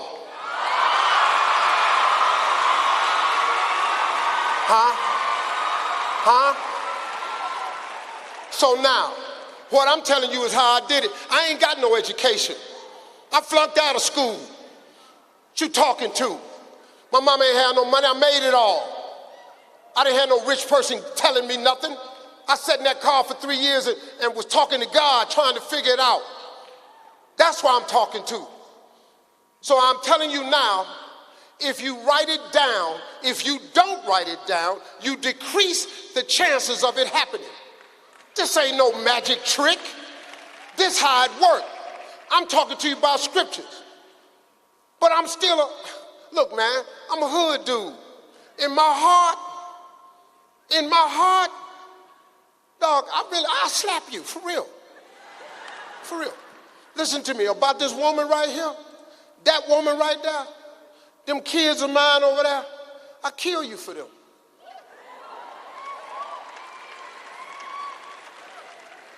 That sound rich to you? No, that sound hood to me. Her and them kids, I'll kill you for them. I'll die for any one of them. Today, for her, I'll die for her. So you ain't talking to no little You ain't talking no punk ass boy. You hear me? You talking to, I'm a grown ass man. For real. I'm just have to say it to you like that. Y'all excuse me. First lady and everything. Okay. Okay, my wife say calm down. She doing this here. Cause she know I get riled up. But I be trying to tell people how I really am. So I'm telling you, everything you want has to be written down. Oprah was on TV for 30 years telling people about vision boards. Who you think she was talking to? Will Smith got a vision board. Tyler Perry got a vision board. Jamie Foxx got a vision board. Everybody I know successful got a vision board. You know why? Because that's a scripture. It's a scripture. I'm telling you how to be successful. Identify your gift, use your imagination, and everything you imagine, write it down. You know why you got to write it down? Because it's a scripture. Open up your Bible to Habakkuk 2:2. Just open it up. It's right in there. You know what it says? It says, write the vision and make it plain so that he who reads it will run to it.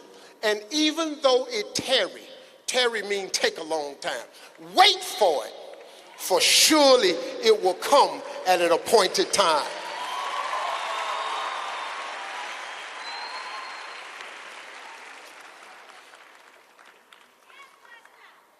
That's okay. I'm with that. I don't know what you said, but I'm with that. Listen to me. You got to write it down. This is my challenge to you. Everyone in this room should write down 250 things that you want. That's going to be hard. You know why it's going to be hard? Because your mind ain't open. Because see, first, you're going to write down stuff you think you can accomplish. That's a short list. Then you're going to put some stuff on the list you think maybe some friends of yours would read and go, oh, that's good. And that's a little longer list. When you get to 50 things, you're going to get stuck because your mind is not conditioned to use your imagination. The possibilities. God does impossible things all the time. All you got to do is be one of the possibilities. Look, if he took a hood boy like me and turned him into this, how he can't do it for you? You ain't even got to be this. Maybe you want to sit in the cabinet one day. Maybe you want to just run a market, a business. What? It's dope, but you got to write it down.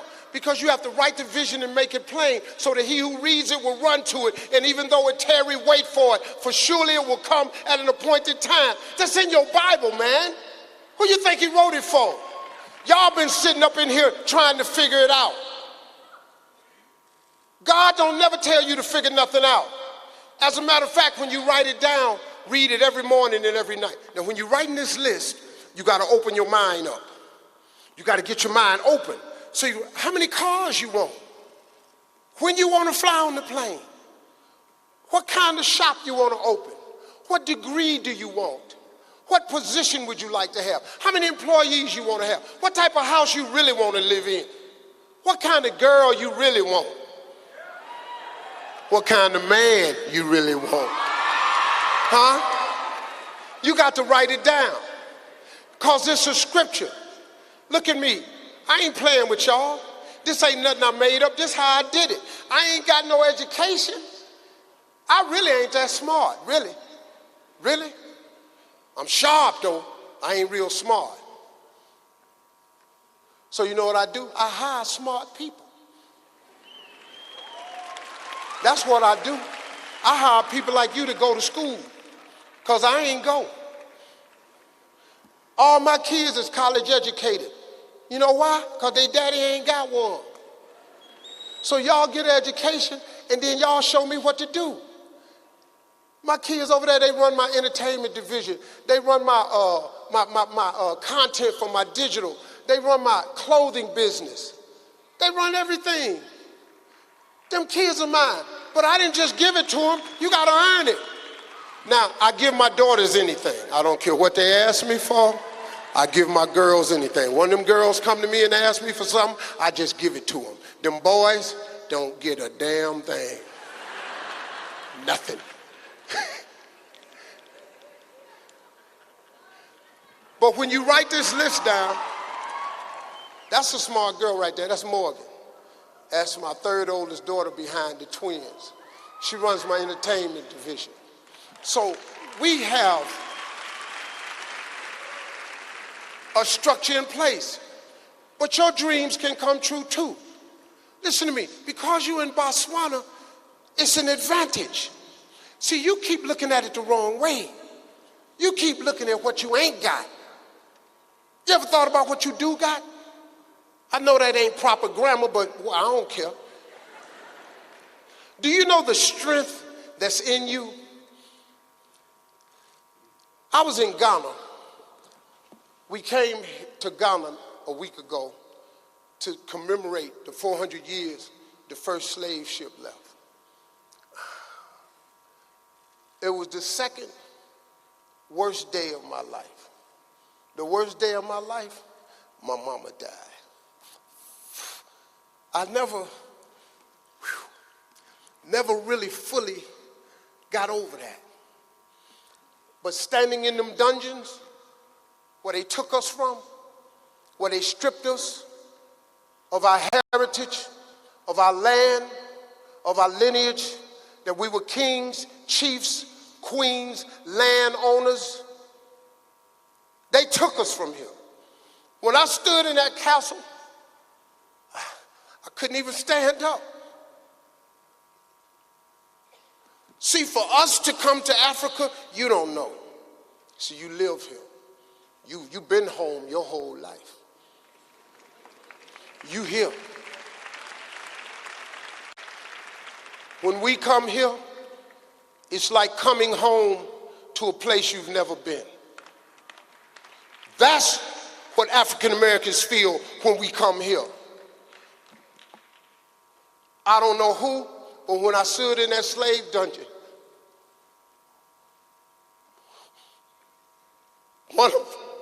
one of my ancestors was there. Because he climbed on me. And I fell. I couldn't even stand up because one of my ancestors was in that room. Man, see, then we went to the second castle. I didn't have that feeling. I was just angry at what they did to us. How dare you create such an evil scheme to strip people of who they are and take us to this land far away where we were hated even more. And then we go over here and we build a nation. We built America.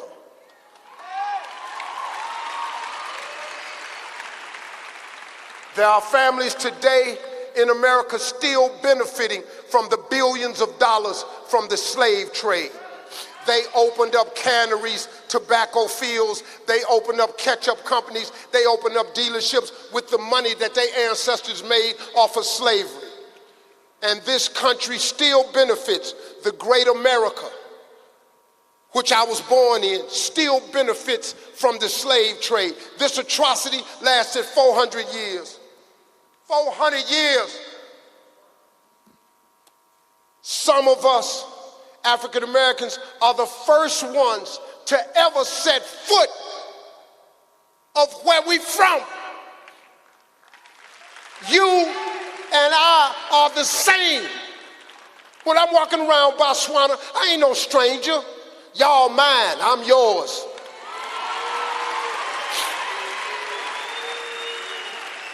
I'm black like you. I'm African. See, you don't understand. I'm 62 years old. I know you can't believe it. I'm so fly. I'm so fresh and clean. I'm so dope. I drip. You understand? I'm with it. I'm the flyest 62-year-old on the planet. Outkast wrote a song about me. Ain't nobody dope as me, I'm just so fresh and clean. That was about Steve Harvey. Huh?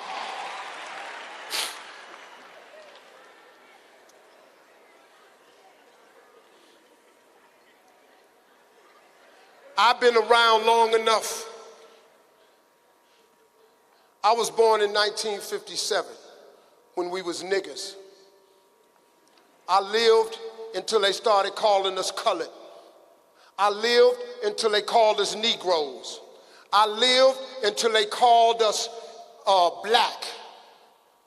And we finally understood that we Africans. So now in America, you have to identify us as African Americans. I've been through the whole gamut. You can't tell me nothing about this here. You know how hard we fought to identify with you? So we got to start embracing one another. We need to come here and feel you. We need to come here and embellish you. We need to come here and teach you what we learn. Now, America's a land of opportunity if you want it, but it has its problems for us. When we get pulled over by the police, we can get killed. Slavery over, apartheid over, the residue is still there. We go into a store with a hoodie on, we walk down the street with a hoodie on, Trayvon Martin, they kill us, they get off, they go home. The man selling cigarettes in New York, police chokes him to death, kills him, he go back to work. Philippe up in Minnesota, stopped by the police on Facebook Live. Watch him shoot the black man. The girl said, "Why did you shoot him?" He said, "I don't know." He free. The police that beat Rodney King to death, to a pulp, they free. Huh? That's why we say, hold up. African American. And as successful as I've been over there, as wonderful as I've created life for my family, I want nothing more than to come home. Nothing means more to me than to come home. You've been on my vision board for 7 years. Africa has been on my vision board. Hey man, vision boards work. Dreams come true. God is in the make your dream come true business. I just came to tell you that. So let's talk about this. If you identify your gift, if you use your imagination and you write it down, guess what? It has to happen. Now, let's not leave out a very important feature. And young people, I'm talking to you because I've had to have this conversation with all my children. You got to work. You got to put the work in. You got to work. You're the most brilliant generation to come along in our lifetime as black people. This millennial generation, you college students today, all the way up to 35, it's the most brilliant generation of blacks ever born. But you are missing an element. See, you think because of Instagram, and you get some likes on Instagram and some likes on Facebook, that now you hot. You think because you can Google some information, put it on the computer, and the answer pop up, now you think you know everything. Hold on, young people. Listen to me. You're missing an element. See, when we were young, there's some people in here, when we wanted to know something, we had to walk to the library, open up the card catalog, find the book, go to the library, pull the book off the shelf, open up the page, hope ain't nobody tore it out, and read the information. And that's all we knew. All we had a set of encyclopedias, and that's all was in there. But we had to dig to learn more. You live in an instant world. Instant potatoes, fast food restaurants, Google. So you popping up information, you think you know everything. But let me throw you something at you. Google success. Go ahead, Google it. Google experience. Google it. When we get through, get your computer and Google it. Google success and Google experience. You know what? When you get through Googling it, you still ain't gonna be successful and you still ain't gonna be experienced. You know why? Go in front by the camera. Because experience is priceless. It's a shame you have to pay for it with your youth. The only way to become experienced, you've got to get old. Pay attention to some of your elders. I know you think you don't want to hear it because they don't know nothing. They old-fashioned. They know a lot. They know a lot that you don't know. They know how to hustle and grind in ways that you can't imagine. They know what it takes to grind. Some of these people been all through the apartheid system and they standing strong. You fold under that. So you got to listen to them. You've got to change your work ethic. I did a video one time, and you know, social media, y'all just do what y'all want to do on social media. Y'all be eating me alive on social media. I don't care. I was telling some people, and I was just saying it kind of, I was passionate, but when I talk passionately, it sounds angry. That's where my wife goes, stay down, so they can get the message and not misinterpret it, your passion for anger. And I was telling the people in a loud, passionate way that if you want to be rich, you cannot sleep 8 hours. Because, once again, I'm going to paraphrase the scripture, but it says something to the effect, he who loves to sleep and the folding of hands, poverty will set upon you like a thief in the night. That's all I was saying. But oh no, here comes social media. Steve Harvey prefers wealth over health. You got to get your 8 hours sleep. Go ahead. Matter of fact, get all the sleep you want. Skip that, sleep 10 hours. I got to do 12. Sleep 12 hours. Enjoy yourself. Wake up, pee, go sleep some more. It's nice. But you're not going to be rich. I got news for you. You're not going to be successful. Because the hustle and grind that it takes to be successful, young people, it's going to take your everything. It's going to keep you up at night. And that paper that I told you to write on, you got to have dreams on there so big, sometimes you can't sleep at night. You got to want something so bad that it keeps you up at night. You ain't got time to sleep. You go get you some rest. But listen, if you don't believe me, go sleep 10 hours. And then let me know what happened. Write a book about it. How to sleep 10 hours and become successful. To hell with Steve Harvey. Go ahead. So in a nutshell, what I've given you in the time that I have is number one, identify your gift. Number two, use your imagination. Number three, write it down. And number four, go to work. Because faith without works is dead. That is the message that you have to have. Now, I want to do something. It's going to create a little fervor. Hey, Steve, what's that? I need that website. This is what I want to do. I'm here because of three people. Your president, Pat, and my longtime friend, MZ. I've been knowing this dude, man. We go back. We was wearing each other's clothes. He gave me my first tailor-made suit. He been coming to Africa for years telling me about this place. And he said, man, you got to come, but let me work through some things. And he bought me some bullfrog shoes made from a bullfrog that he made in Africa, and he bought them to me. I was the first person on stage with some bullfrog shoes straight out of Africa.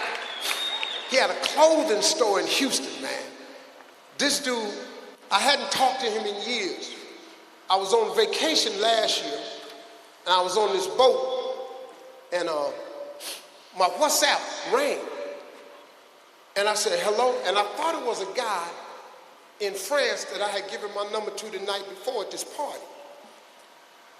And he said, hello? I said, yeah. He said, Steve. I said, yeah. He says, me, man. And that's all he had to say, because I knew his voice. He says, me, man. I said, what? Ah!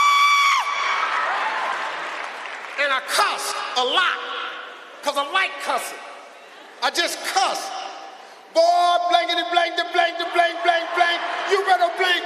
Where the blank you been? You black blankety blank. And it was MZ. I said, man, how you find me? He said, somebody had a number. I saw you on this feed. I found you. I said, what you doing now, man? He said, I'm in Africa.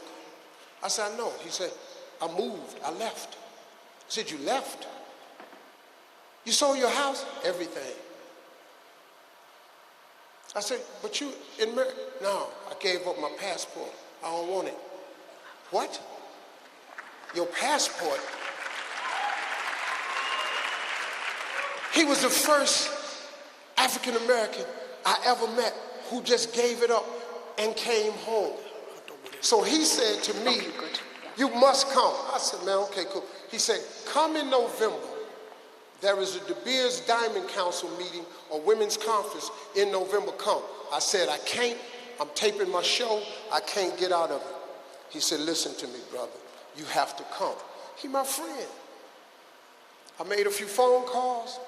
I told my wife, we going to Africa. She loves me. She said, okay. She said, need to buy some African clothes. Always finding a way to shop. We came last November, and it changed my life. It changed my life. He introduces me to the First Lady. This woman was so gracious. Her and Marjorie started talking. They fell in love. They started talking. You know, the wives got to pull it together. She went home, told her man, who I didn't know, he the president. Hold up, dog. Wait a minute. Your man is who? The president of what? De Beers? She said, no, the country. I said, oh, Jesus. Oh, I'm balling now, baby. I'm balling now. You know that scripture I was telling you that your gift will make room for you? You know what the rest of it is? Your gift will make room for you and put you in the presence of great men. That's the whole scripture. She said, my husband is the president. What? I couldn't even. We meet at the conference. She introduces me to President McKesson. We sit and talk. I could not believe him. I could not believe him. I could not believe what he was saying. Everybody I know trying to get rich. Everybody I know. I just hang with rich boys. They talk about money, that's all they do. You know what? He kept talking about his country. He kept talking about young people. He kept talking about bringing jobs, opportunity, developing, starting some plans to do a co-op with the United States and over here. All he was talking about was how to improve other people's lives. I kept waiting on him to say, we're gonna make some money. I'm sitting there, come on, dog, come on, dog, say it. You the president, give me some diamonds, come on, what we gonna do? Nothing.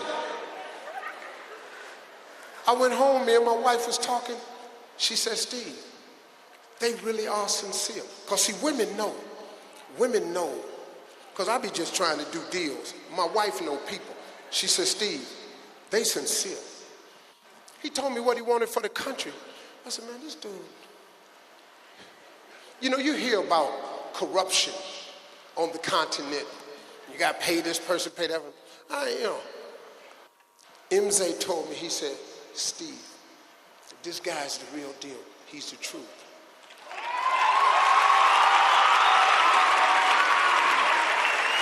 So after that, he told me that they're going to do this event.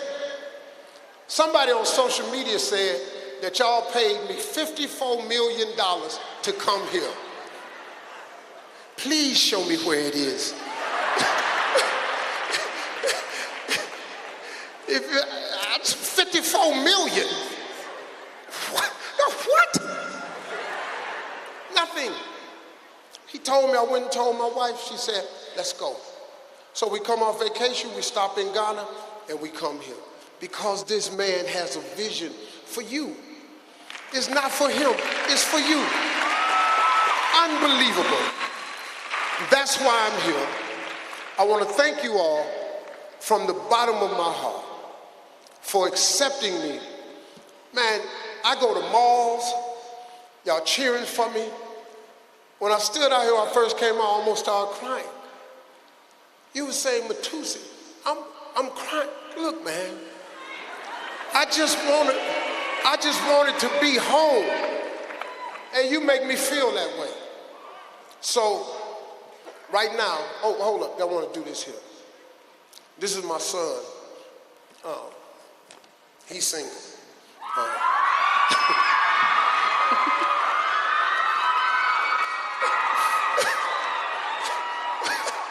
He tried to run back to his seat. This is what I want to do. This is the first initiative I'm going to do today. So listen to me. You all are young people. Young people control social media. This is what I'm looking for. I am looking for content providers. I am looking for the best social media influencers on this continent. Somebody in this room is that person. If you are that person, now you're going to have to prove it now. So don't just say you are, because we want to know what you do. And my social media team will look. I am looking for young people. I don't want no old people. If you're 35, don't call me. 21, 19, 25. I want your mind. So this is the email address. If you are social media driven, if you know how to provide content, videos, footage about this continent, about your people, this is my first initiative. Send us your information to global social, global, Global, social, at steveharvey.com. Global social. Only serious people. Don't play with me. Because I'm still a hood boy. And if I see you, I'm going to slap you. So let's just, serious people only. Global social at steveharvey.com. We are looking for content providers for social media. I have a job for you. I'm going to hire quite a few people to form this team, because the plan I have, after visiting your studios yesterday, that I want to talk to the president about, you all have an amazing capacity over here to bring jobs, opportunity, tourism, eyeballs. Y'all don't even know what you have over there. That BTV, that studio, that amphitheater, I bought Valdez Flag, the top producer in Hollywood, the Oscars, the Grammys, the Emmys. He does all of that. He bigger than everybody. We walked this place and we could not believe it. The president's people said, tell us what you think. So I bought the top people who do TV. You all are sitting on a gold mine. There are jobs there. There are jobs there. Our job is to bring qualified people to teach you how to do it. That's the first initiative. I'm going to start with the social media team, and I'll tell you what we're going to do after we contact. So globalsocial@steveharvey.com. Thank y'all for having me. Thank you very much. I love you. Thank you very much. Please welcome to the stage. Oh, you want? Yeah, before. Oh, I'm sorry. Thank you so much, Mr. Harvey. Ladies and gentlemen, Mr. Steve Harvey.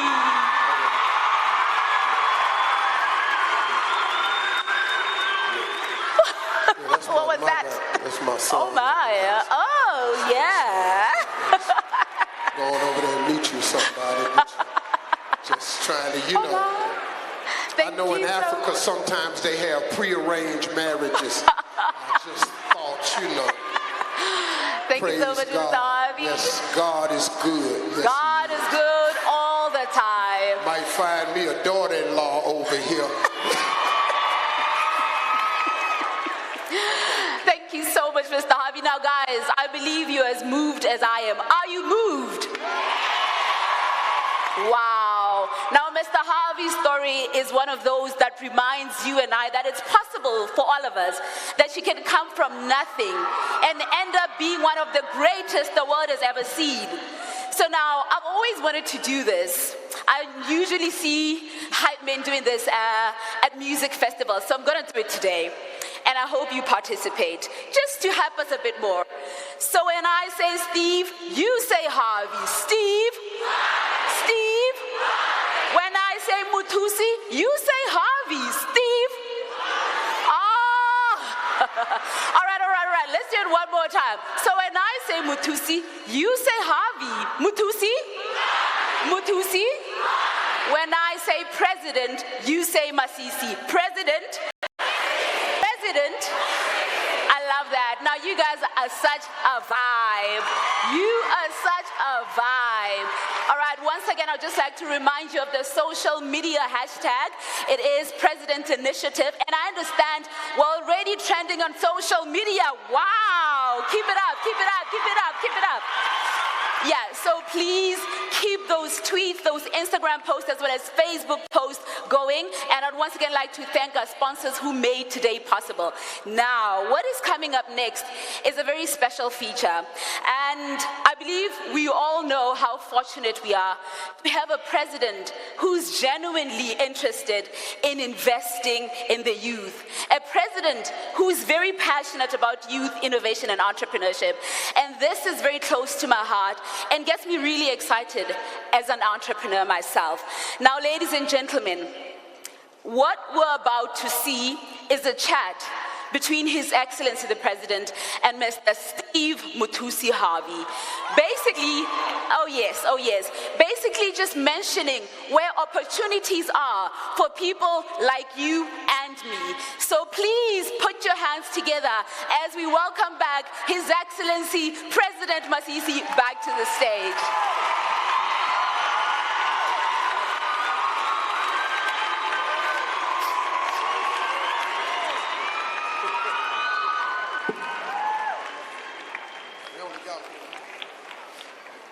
Can you have another mic? We got it. Oh, you do? It's good to be back. Thank you. You got a good crowd, Prez.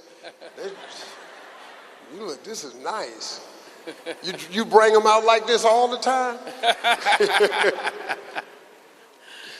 Wow. Well, I listened to some of what you had to say, Mutusi, and let me begin by thanking you from the bottom of my heart. Please help me thank Mutusi.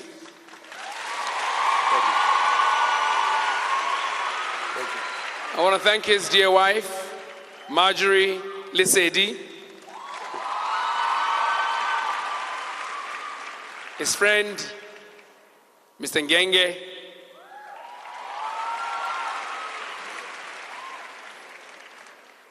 and the children, of course, and their partners and spouses, and his friends. Steve is special in the sense that he's a good listener. a very good listener. And all I ever wanted to do, Steve, was to, check you out and find out if you really meant what we talked about. So pardon me for being so transparent, but I wanted you to help me realize the dreams I had for my country and people in the space in which you are a specialist and you have expertise. I also would like you to use some of your money.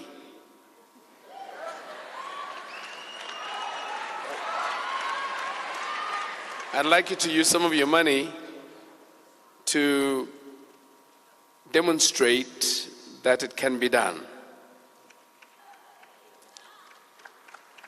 I'd like you to also talk to your friends and colleagues, professional and otherwise, in the US, to tell them about Botswana first, tell them what we are like, and that we want them also to come here and not just visit, but hopefully use some of their money to invest here.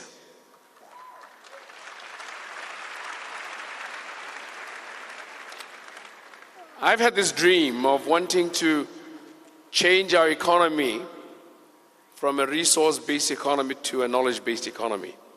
And a lot of the stuff that you deal with are really in the knowledge-based economy space. You create content.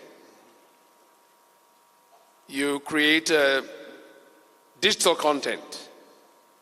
You run events. You're very connected. And you're connected to the right people. Please help share with this audience the specific skills in the opportunity spaces that you could participate in. Well, one of the things that happened was they set up a tour for me on yesterday to tour BTV and the radio station. Pat sent me some pictures, and I'm telling you, it did not come close to what my staff saw, my team. See, we produce TV shows. We produce content. That's a big business in the United States. You can become very, very wealthy at that. What we saw at BET, and first of all, when he said, I want you to tell me what the possibilities are. So I took my wife, I bought my children, and I bought Valdez Flag, who does the Oscars, the Emmys, the BET Awards. He's the biggest producer on the planet, and he's African American. So I bought him, and we walked the studios. It astonished me what I saw. And you do not know what you have. First of all, let me tell you this. BTV Studios, no black person, no African American in all of the United States has that.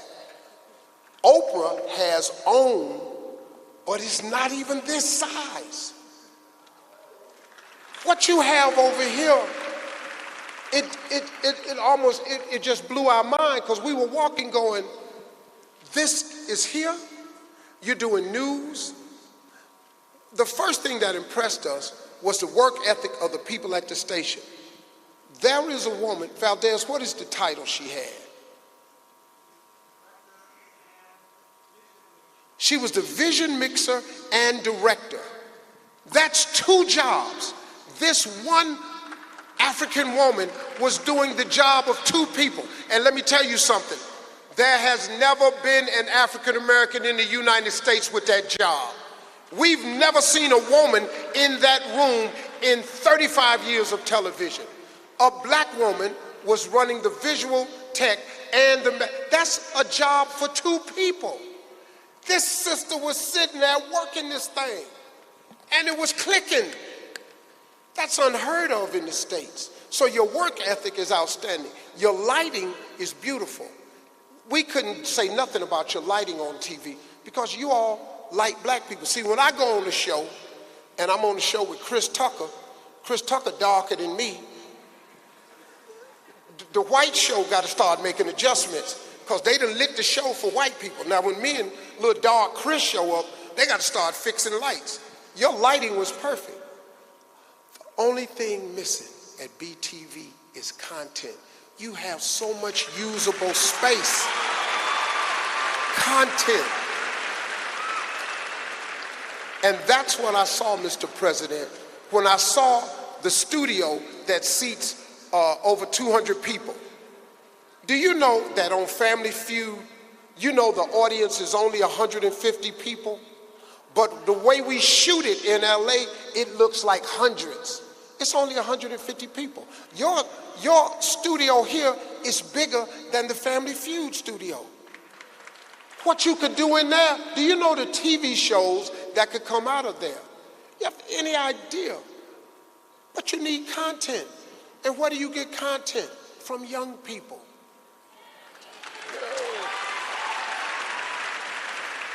And this is the vision of this president, which tripped me out because he keeps talking about elevating young people. So that's how I'm at this university.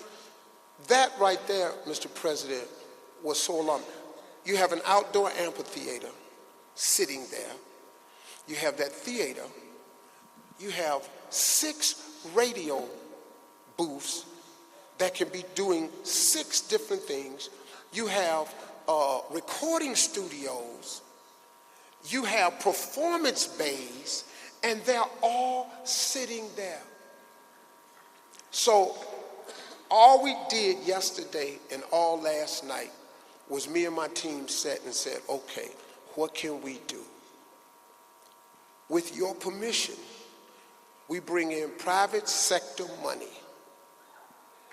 We bring in private sector money, and we start producing television in Botswana to go over the continent.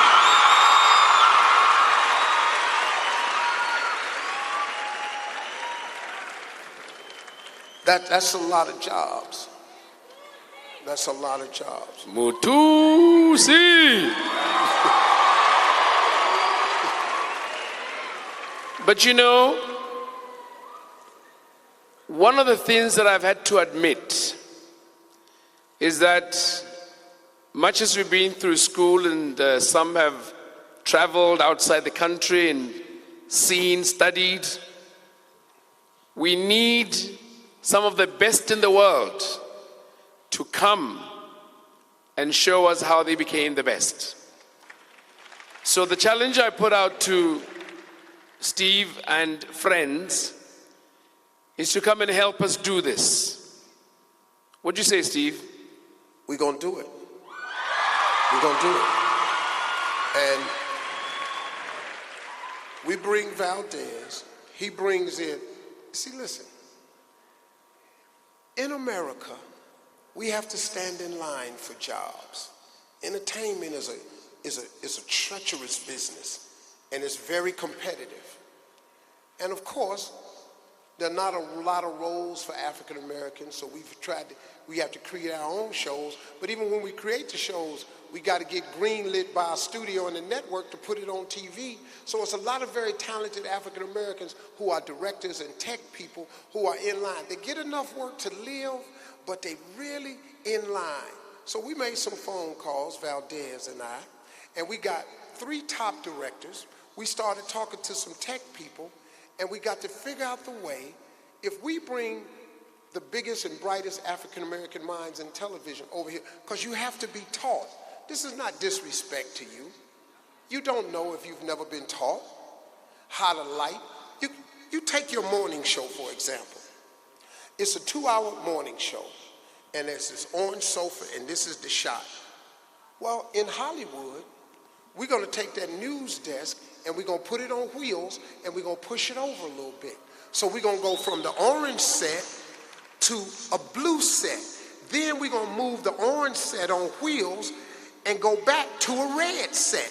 Then we're gonna take the blue set and move it out the way and come back over to a yellow set. You know what they call that? They call that Hollywood dust. You just need to be taught how to sprinkle the dust. Look, you got the talent. Look at this room full of talent. And talent don't necessarily mean in front of the camera. You got to be behind the cameras. The most money made in Hollywood ain't in front. It's in back of the camera. The directors and the writers, they making the most money. You think actors make a lot of money? You ought to see what the studios own. That's what we can do. We can bring those people to teach. Now, that's up to y'all how y'all want to do that. You know, you gotta, y'all, that's the government. That's a government right there. See, I'm not a politician, so I don't know. Y'all have to have some meetings and work it out so we can bring them. But the private sector money will produce the shows and pay everybody to come to work. And I think that's the best way to start over here, and that's something that can be doable. Well, you preempted me. I was going to tell you that this is so dear to me, so important to me. I want so very badly to succeed. So, we typically have cabinet meetings on Wednesdays. We had our meeting, and at 10 o'clock we broke. And I asked every single minister and assistant minister present to come here, feel your energy, hear you, understand you. And let me introduce you to my cabinet. Please rise. Begin with the Vice President.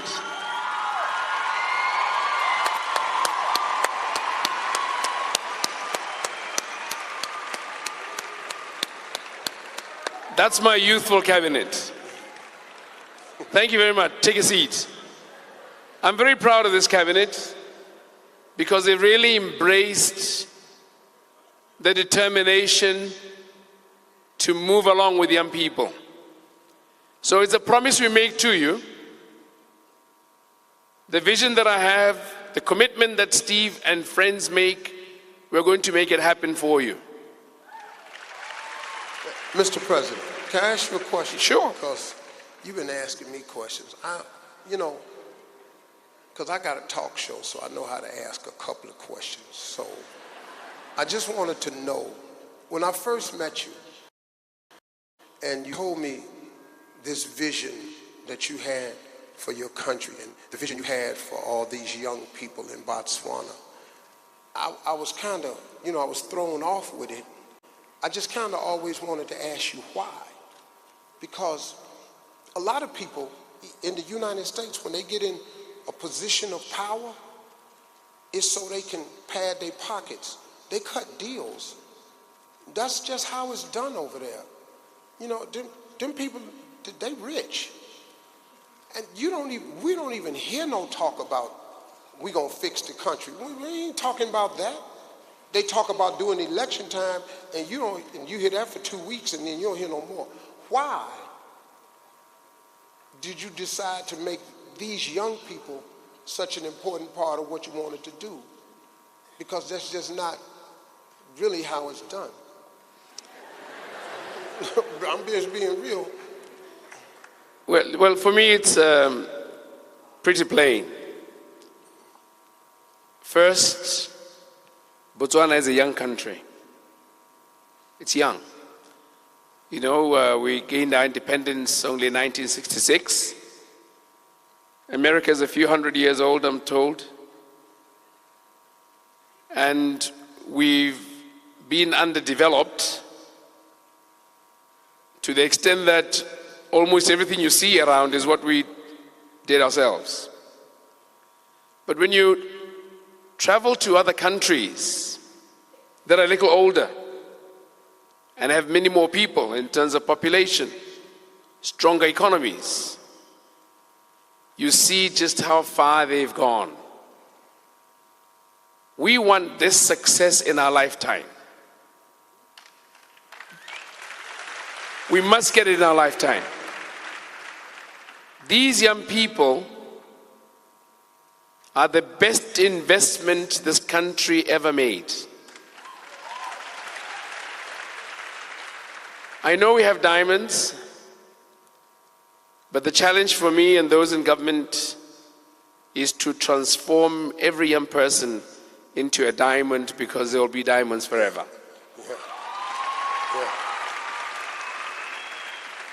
And that needs skill.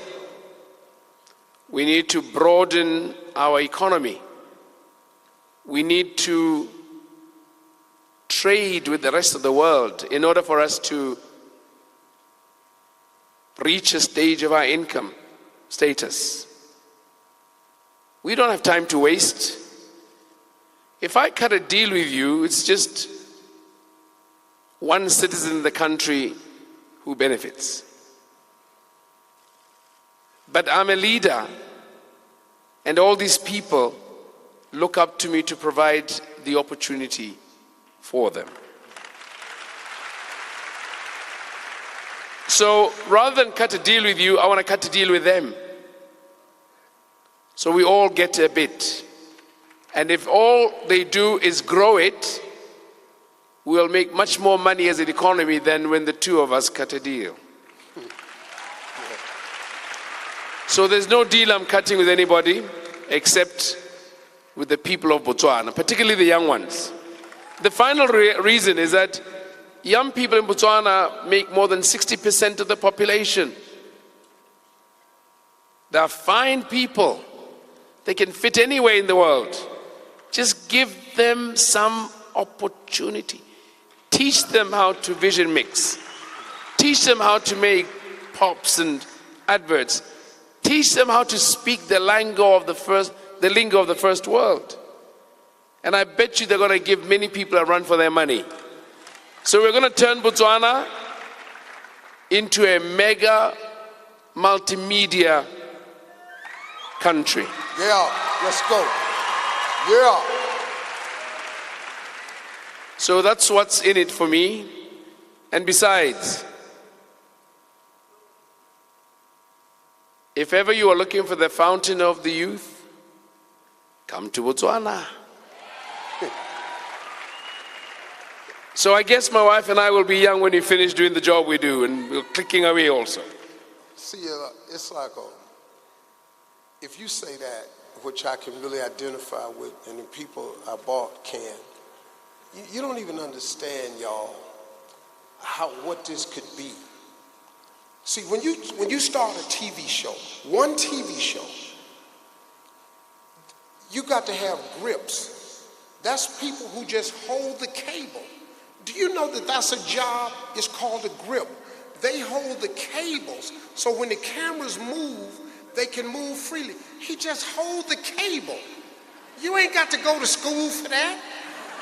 Here, man, hold the cable. It's called a grip. That's a job. Somebody got to clean. Them props you see, the background, what you're missing is changing the background. It's just plywood, paint, and lights. And it looks like curtains, and it looks like crystal, but it ain't. It's 3D imagery. It's all kinds of stuff. That's another job.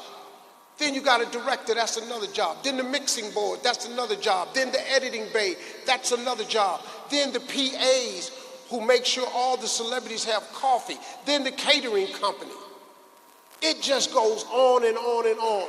One show produces 100 jobs. You bring 2 shows, that's 200 jobs.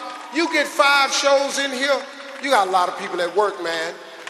And when people at work, your life changes.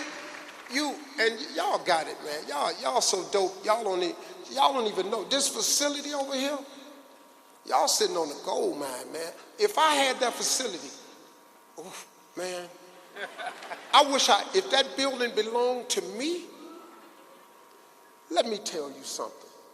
Man, I produce shows. So I didn't tell you, Mr. President, but I was talking with Valdez. If you all can get it together, your government, however it works, that's none of my business. I'm not a politician. I don't like meetings. I don't want nobody voting for me because I want to do what I want to do. If you find a way to make a couple of upgrades, fix the rafters to hang heavy lights. See, you can't, you got to hang heavy lights. If you knock that back wall out in that studio, if you go back just 20 feet, if you take them 2 side walls and just take them off, it's just plywood and sheetrock and framing. If you take it off and you go back 20 feet and you hang in the right lights and you bring in them big boys, you can start taping shows in Botswana this year. I have 2 shows that I can create. I already have it. You can do it this year.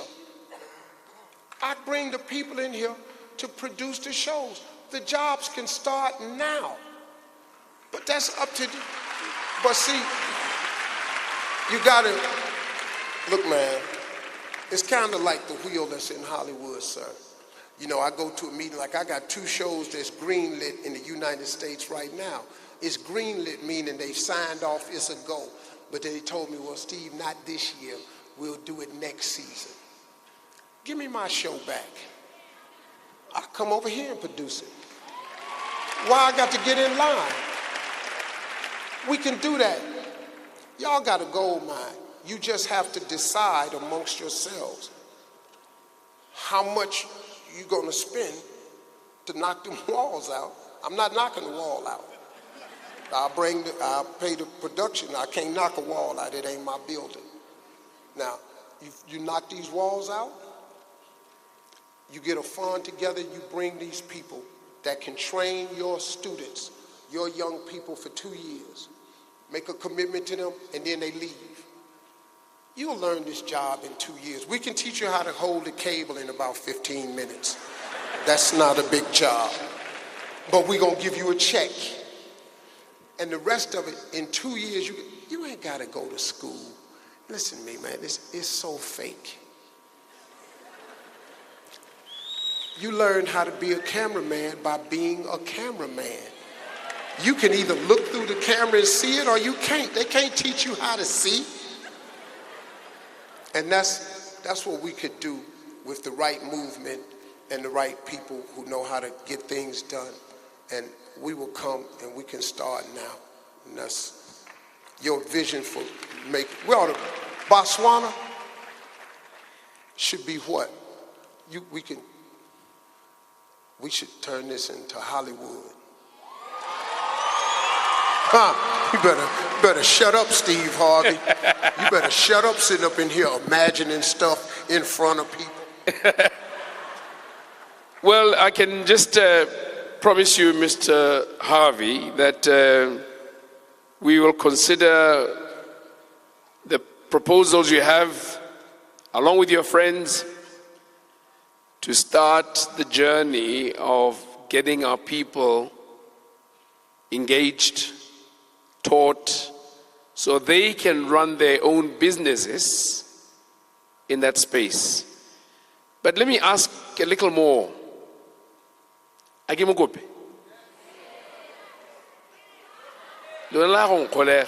asking them to ask you. Steve came with his family, a very enterprising family. Very enterprising family. Steve came with a few friends.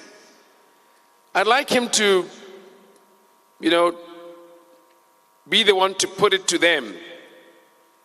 Introduce them. One of them can come up here, grab a mic, and you hear from them how this effect, the vision that Steve and I have, has affected them. It would be nice to hear that. And I might as well tell you also, we have at least I see one CEO of a bank. He's listening very carefully. Please stand up. He's a young person. Mr. Bakhatsu.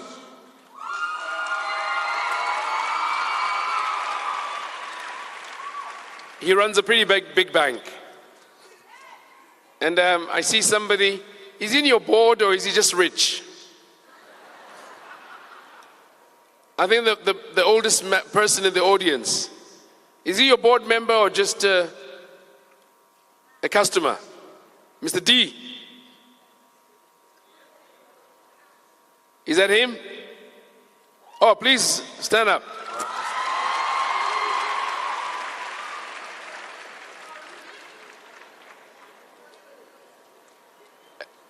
So could you ask your friends for me?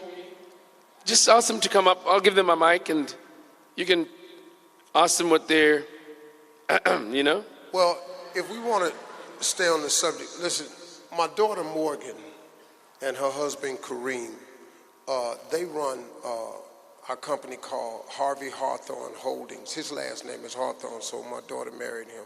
That's her last name, so it's Harvey Hawthorne. I didn't want that, but that's how it go. But he's such a smart young man. He's got multiple degrees from Morehouse University, and they run my event business. I have sand and soul events. We have Jamaican festivals that we throw across the country. We've got other radio stations they throw events for in the DR and Cancun, and so they control that business. Next to him is my oldest son that provides... Sorry, let me interrupt you. Can you ask them to rise so that people know which ones you're talking about? Morgan and Kareem, that's... Thank you.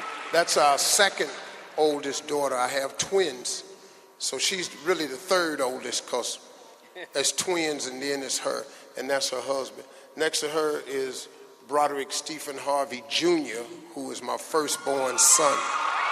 And he controls content, and he don't want me to keep saying he's single, but he is.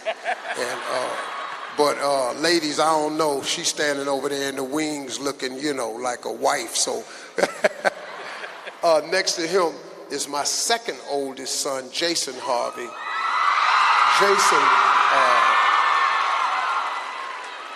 Jason owns a women's shoe division that he created and designs and creates women's shoes.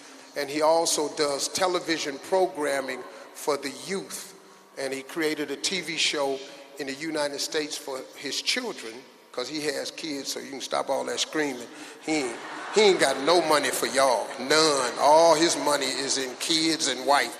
But he created children's content, and the first thing he asked when he was touring the BTV studios, he said, "Dad, this would be a great place to put children's content, because you don't, in Africa, the only children's content I've been watching on TV is Disney, Nickelodeon.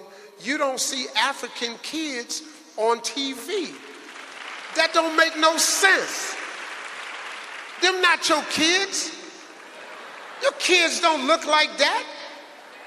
You should see your children on TV with content for them to learn from each other. You all know more than anybody else."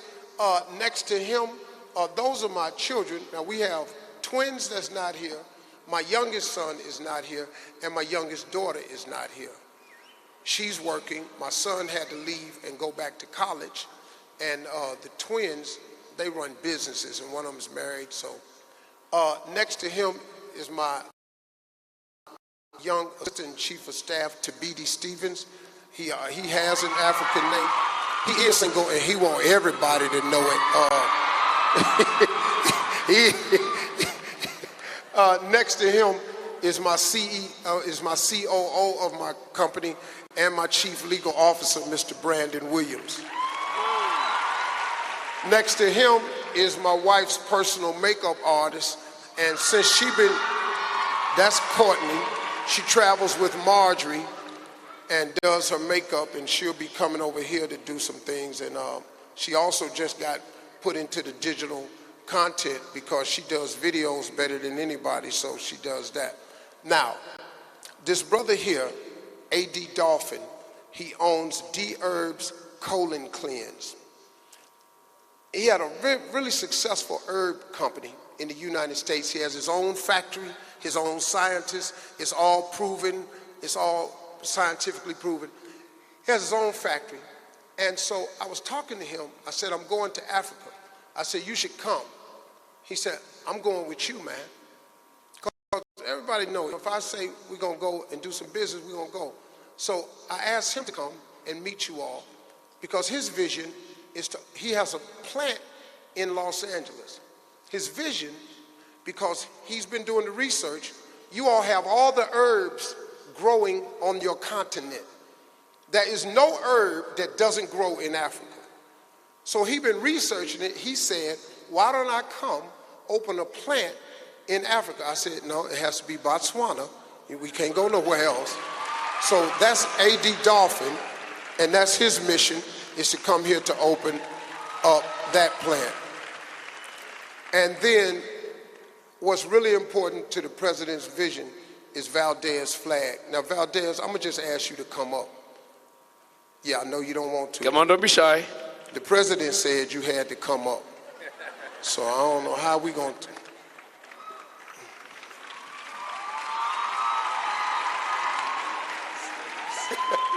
So, I know this ain't what you do.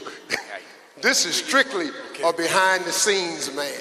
When I tell you he does all the shows, Oscars, Emmys, Grammys, BET Awards, 3 presidential inaugurations, they called him to produce Michael Jackson's funeral. Come on now. I want you to just, from your own eyes, what did you see when we toured BTV, and what were your thoughts? So first of all, thank you for welcoming me here and bringing me here. I didn't know what I was going to see when I first started touring BTV. It was much more than I expected. Everyone is saying that you're sitting on a gold mine. You are, because the possibilities of what is there and what can be done there, it's not just a television studio. You call it a television studio. I call it an entertainment complex. You have television studio, you have recording for, you could do CDs in there, recording studios, you have radio station. So it's a multimedia complex that is virtually unrealized in its potential. So the amount of jobs and the amount of shows, you could actually do almost anything under the umbrella of what's there. If you start now, or if we start now, and begin developing, I also think that personal economic freedom comes from information. You know, once you know the information, you're not dependent on anyone else to give it to you. So once the technicians there are brought up to speed, once we make the changes and start producing shows, it will evolve as quickly as anyone's vision or imagination wants to take it. It will provide jobs, but more than anything else, all of the young people, they're looking to you for content, they're looking to you for your imaginations. In your imagination and in your content, you will have freedom. I don't know about you, but freedom sounds good to me. Yeah. What I saw, I think the First Lady asked me what the possibilities were from 1 to 10 of the BTV. I'm saying BET too. I thought about it for a moment because I'm real straightforward in my talk. I don't exaggerate. And I looked at her and I said, a 9. From 1 to 10, you have the possibility of a 9 sitting in your city. So why not realize the possibilities that are there? With the I'm not going to say they're minor adjustments. I think they're simple but not easy to make. You can make the adjustments, and then we bring people to educate and upgrade everything. And once it's upgraded, I'm telling you, your imagination will take it as far as you want. You could re-educate, you can have, who said educating, have your own kids' programs with your children's faces on TV, not what Disney gives you or Pixar or whoever. And realize your dreams. Your dreams are what's important. Vision, you know how many leaders don't have vision? I work with a lot of the, leaders of the free world, the so-called free world. And I'm not going to say they all lack vision, but you have a leader that has vision. That's a big, big deal. And he wants to empower you to manifest your vision. Steve has given you a law of manifestation that is actually in the Bible. And I'm not here preaching religion, of course. But why not? Why not realize your best selves? Why not realize your dreams? Why not realize all these things in your city? And it's close. You're standing on it. You're sitting on it. That's the way I look at it. And I will come here and help as much as I can. I'll commit. And in Hollywood, I know Steve, and I'll stop after this. In Hollywood, I don't come from a Hollywood family, and clearly Steve does not either. They didn't give it to us. It was not given. In Hollywood, people will give you drink, they'll give you drugs, they'll give you any vice that you want, but you know what they won't give you? Information. Because information puts you on a level playing field with them, and they don't want you as a competitor. So you're in a place where you're getting information, and you're going to have people coming here that will share information, and with that information, don't even look back. Don't even look back. Yeah, my man. Thank you, brother. I appreciate it. That's Valdez's flag. So I thought it was important to hear from him because this man is he's a television producer, and that's really good. So that's our team. Of course, Mze, my man, I wouldn't even be here without him. Me and that dude go back.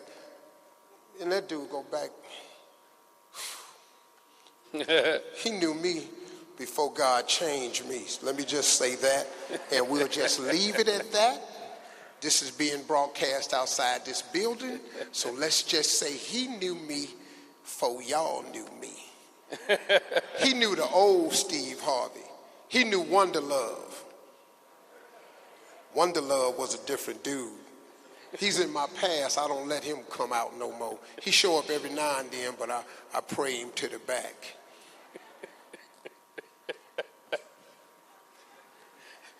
Thank you.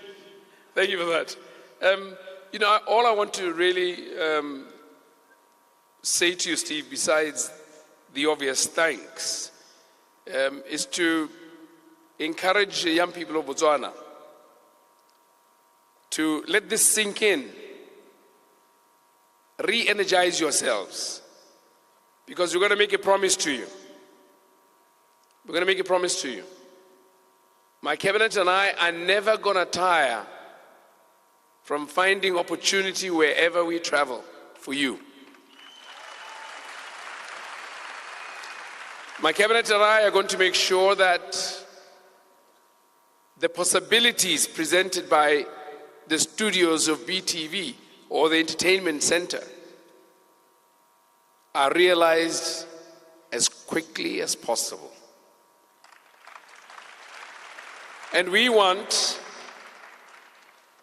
Gaborone, Botswana, to quickly turn into a nodal center, a hub in the entertainment space, digitized hub. Now, part of the confidence we get, and I was telling Steve last night, is that BTV can broadcast to the whole of Africa.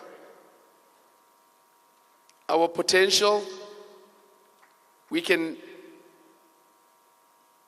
broadcast to the whole of Africa, Madagascar included. We have signed the Africa Continental Free Trade Agreement, which is making a single market of 1.3 billion people.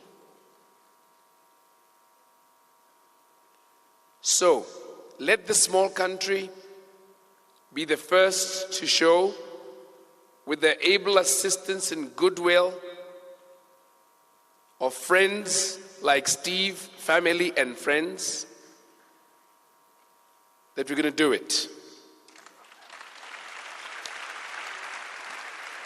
We have a ministry that's dedicated to young people. The young minister in the front, Can you rise so they see you? Minister?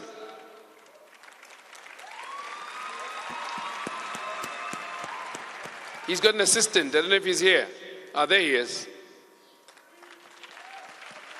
Don't anybody say they are bald. It's just the latest hairstyle.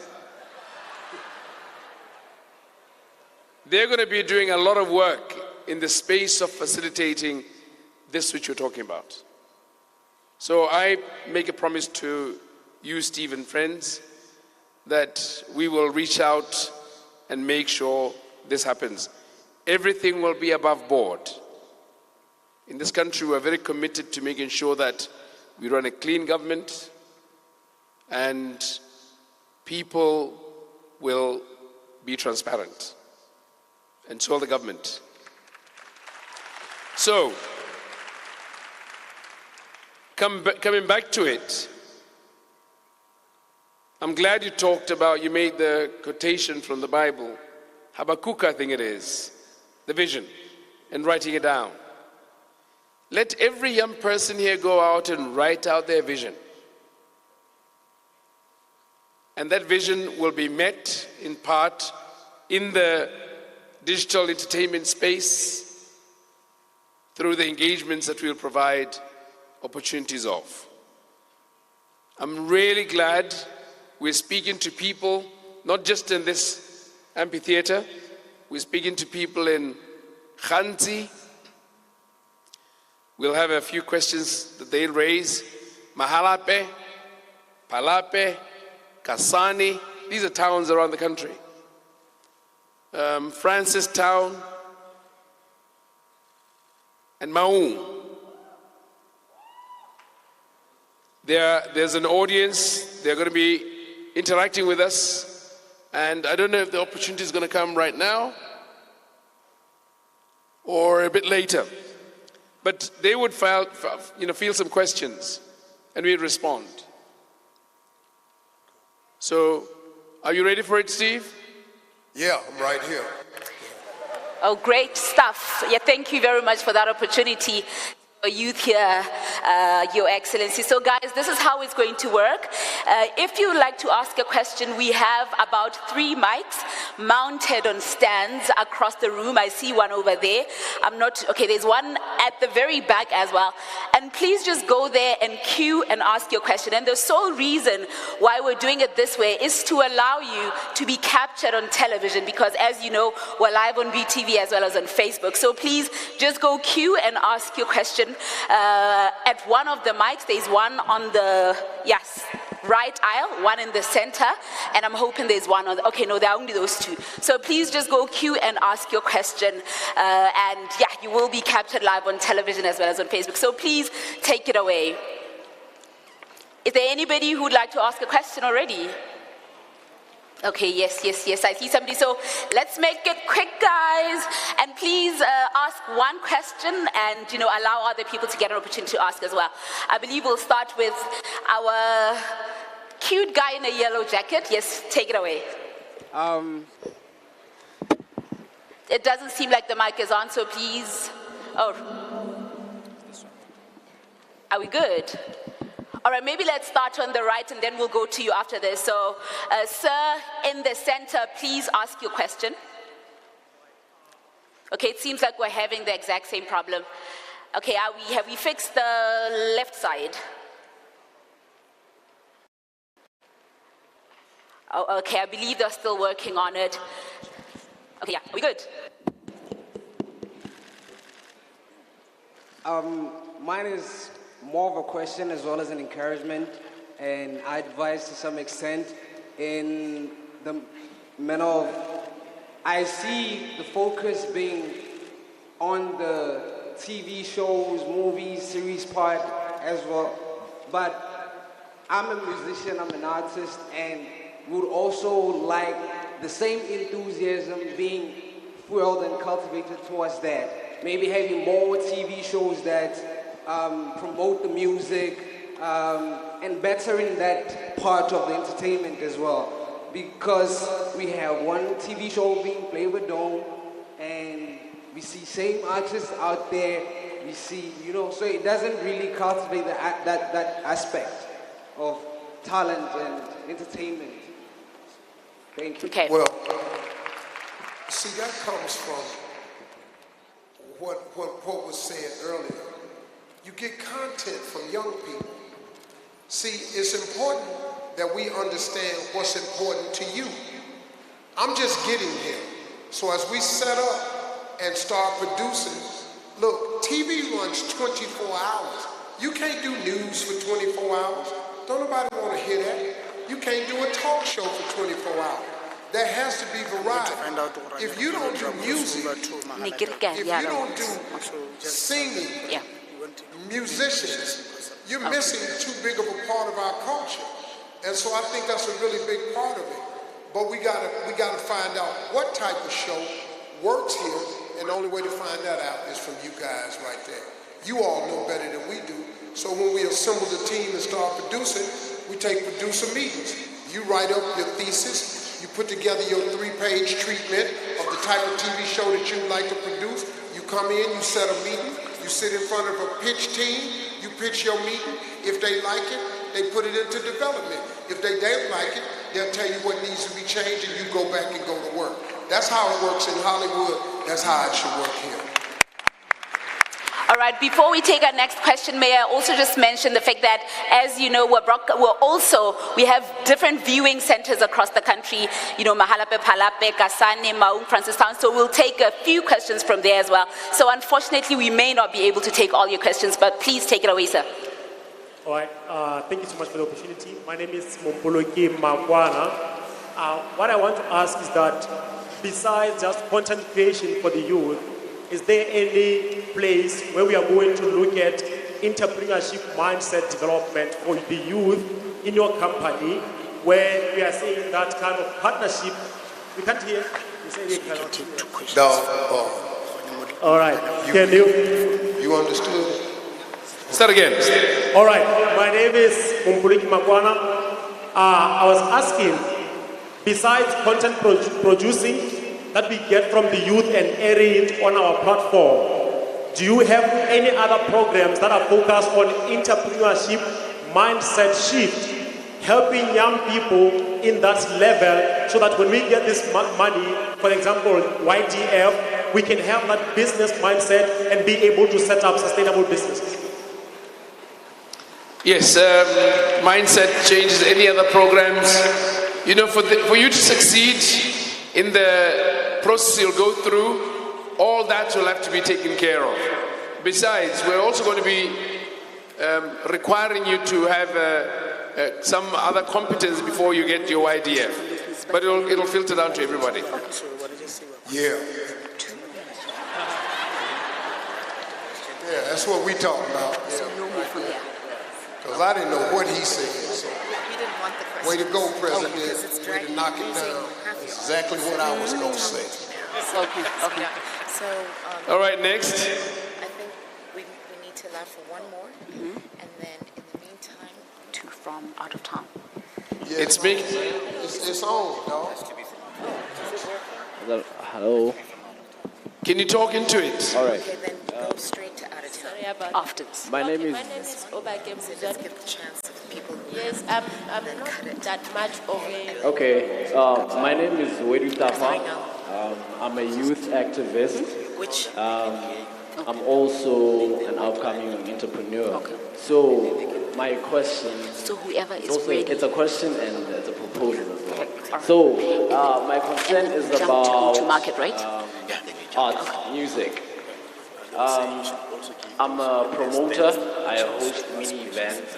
So my question is, how are we going to be helped, and how can the environment and the atmosphere of hosting events and getting to promote artists like this guy here, I'm his manager as well, and how are we going to help them to grow? Because music sells the country. Music in the US has been selling the country for the longest time. And in Botswana, our problem is we haven't had time to actually invest a lot into music. But music can sell our country globally. So what I'm trying to say is I'm trying my best to help upcoming artists. Excuse me, kind sir. Ke tsa gore potso e utlwetse abuti Ntebarabe. Thank you very much for that. And the short answer is that the details will come.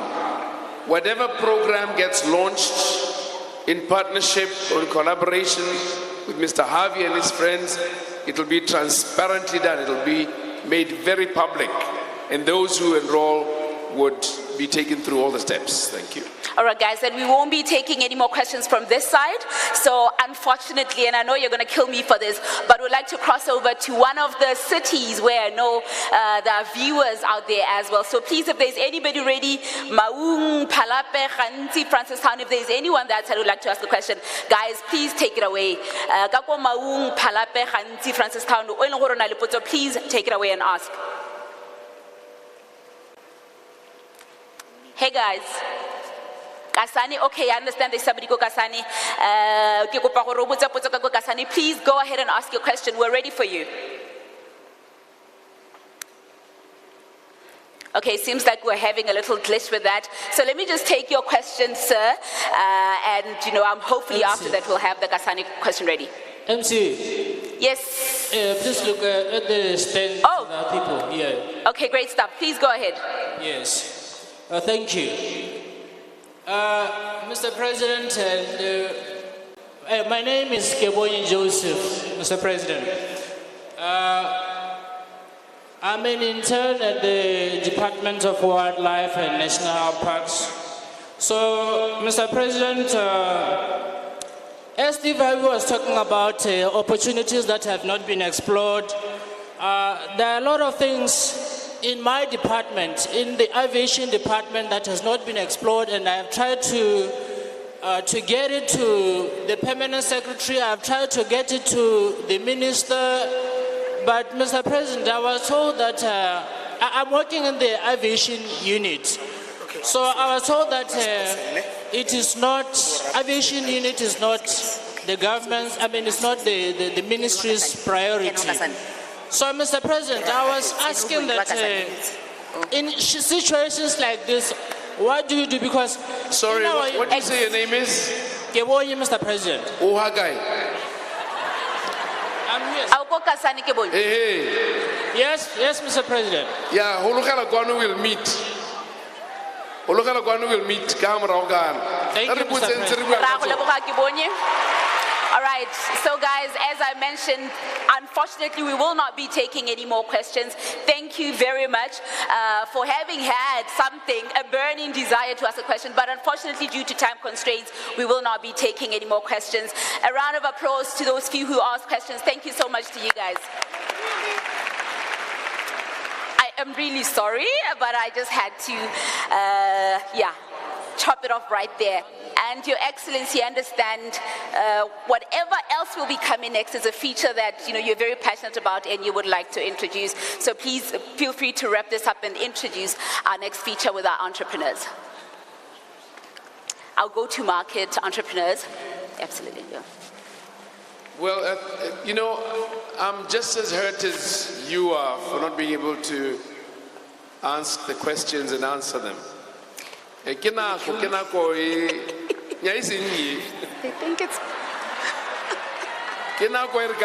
the way they were like loudly. Sorry, just please bear with us. We've got to move on because time just caught up with us. I'll see you just now.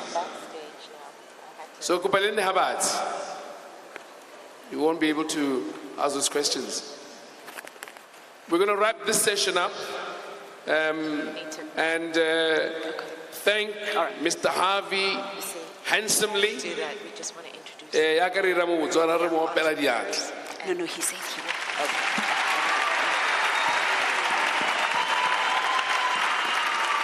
Thank Mr. Harvey's family and his friends handsomely.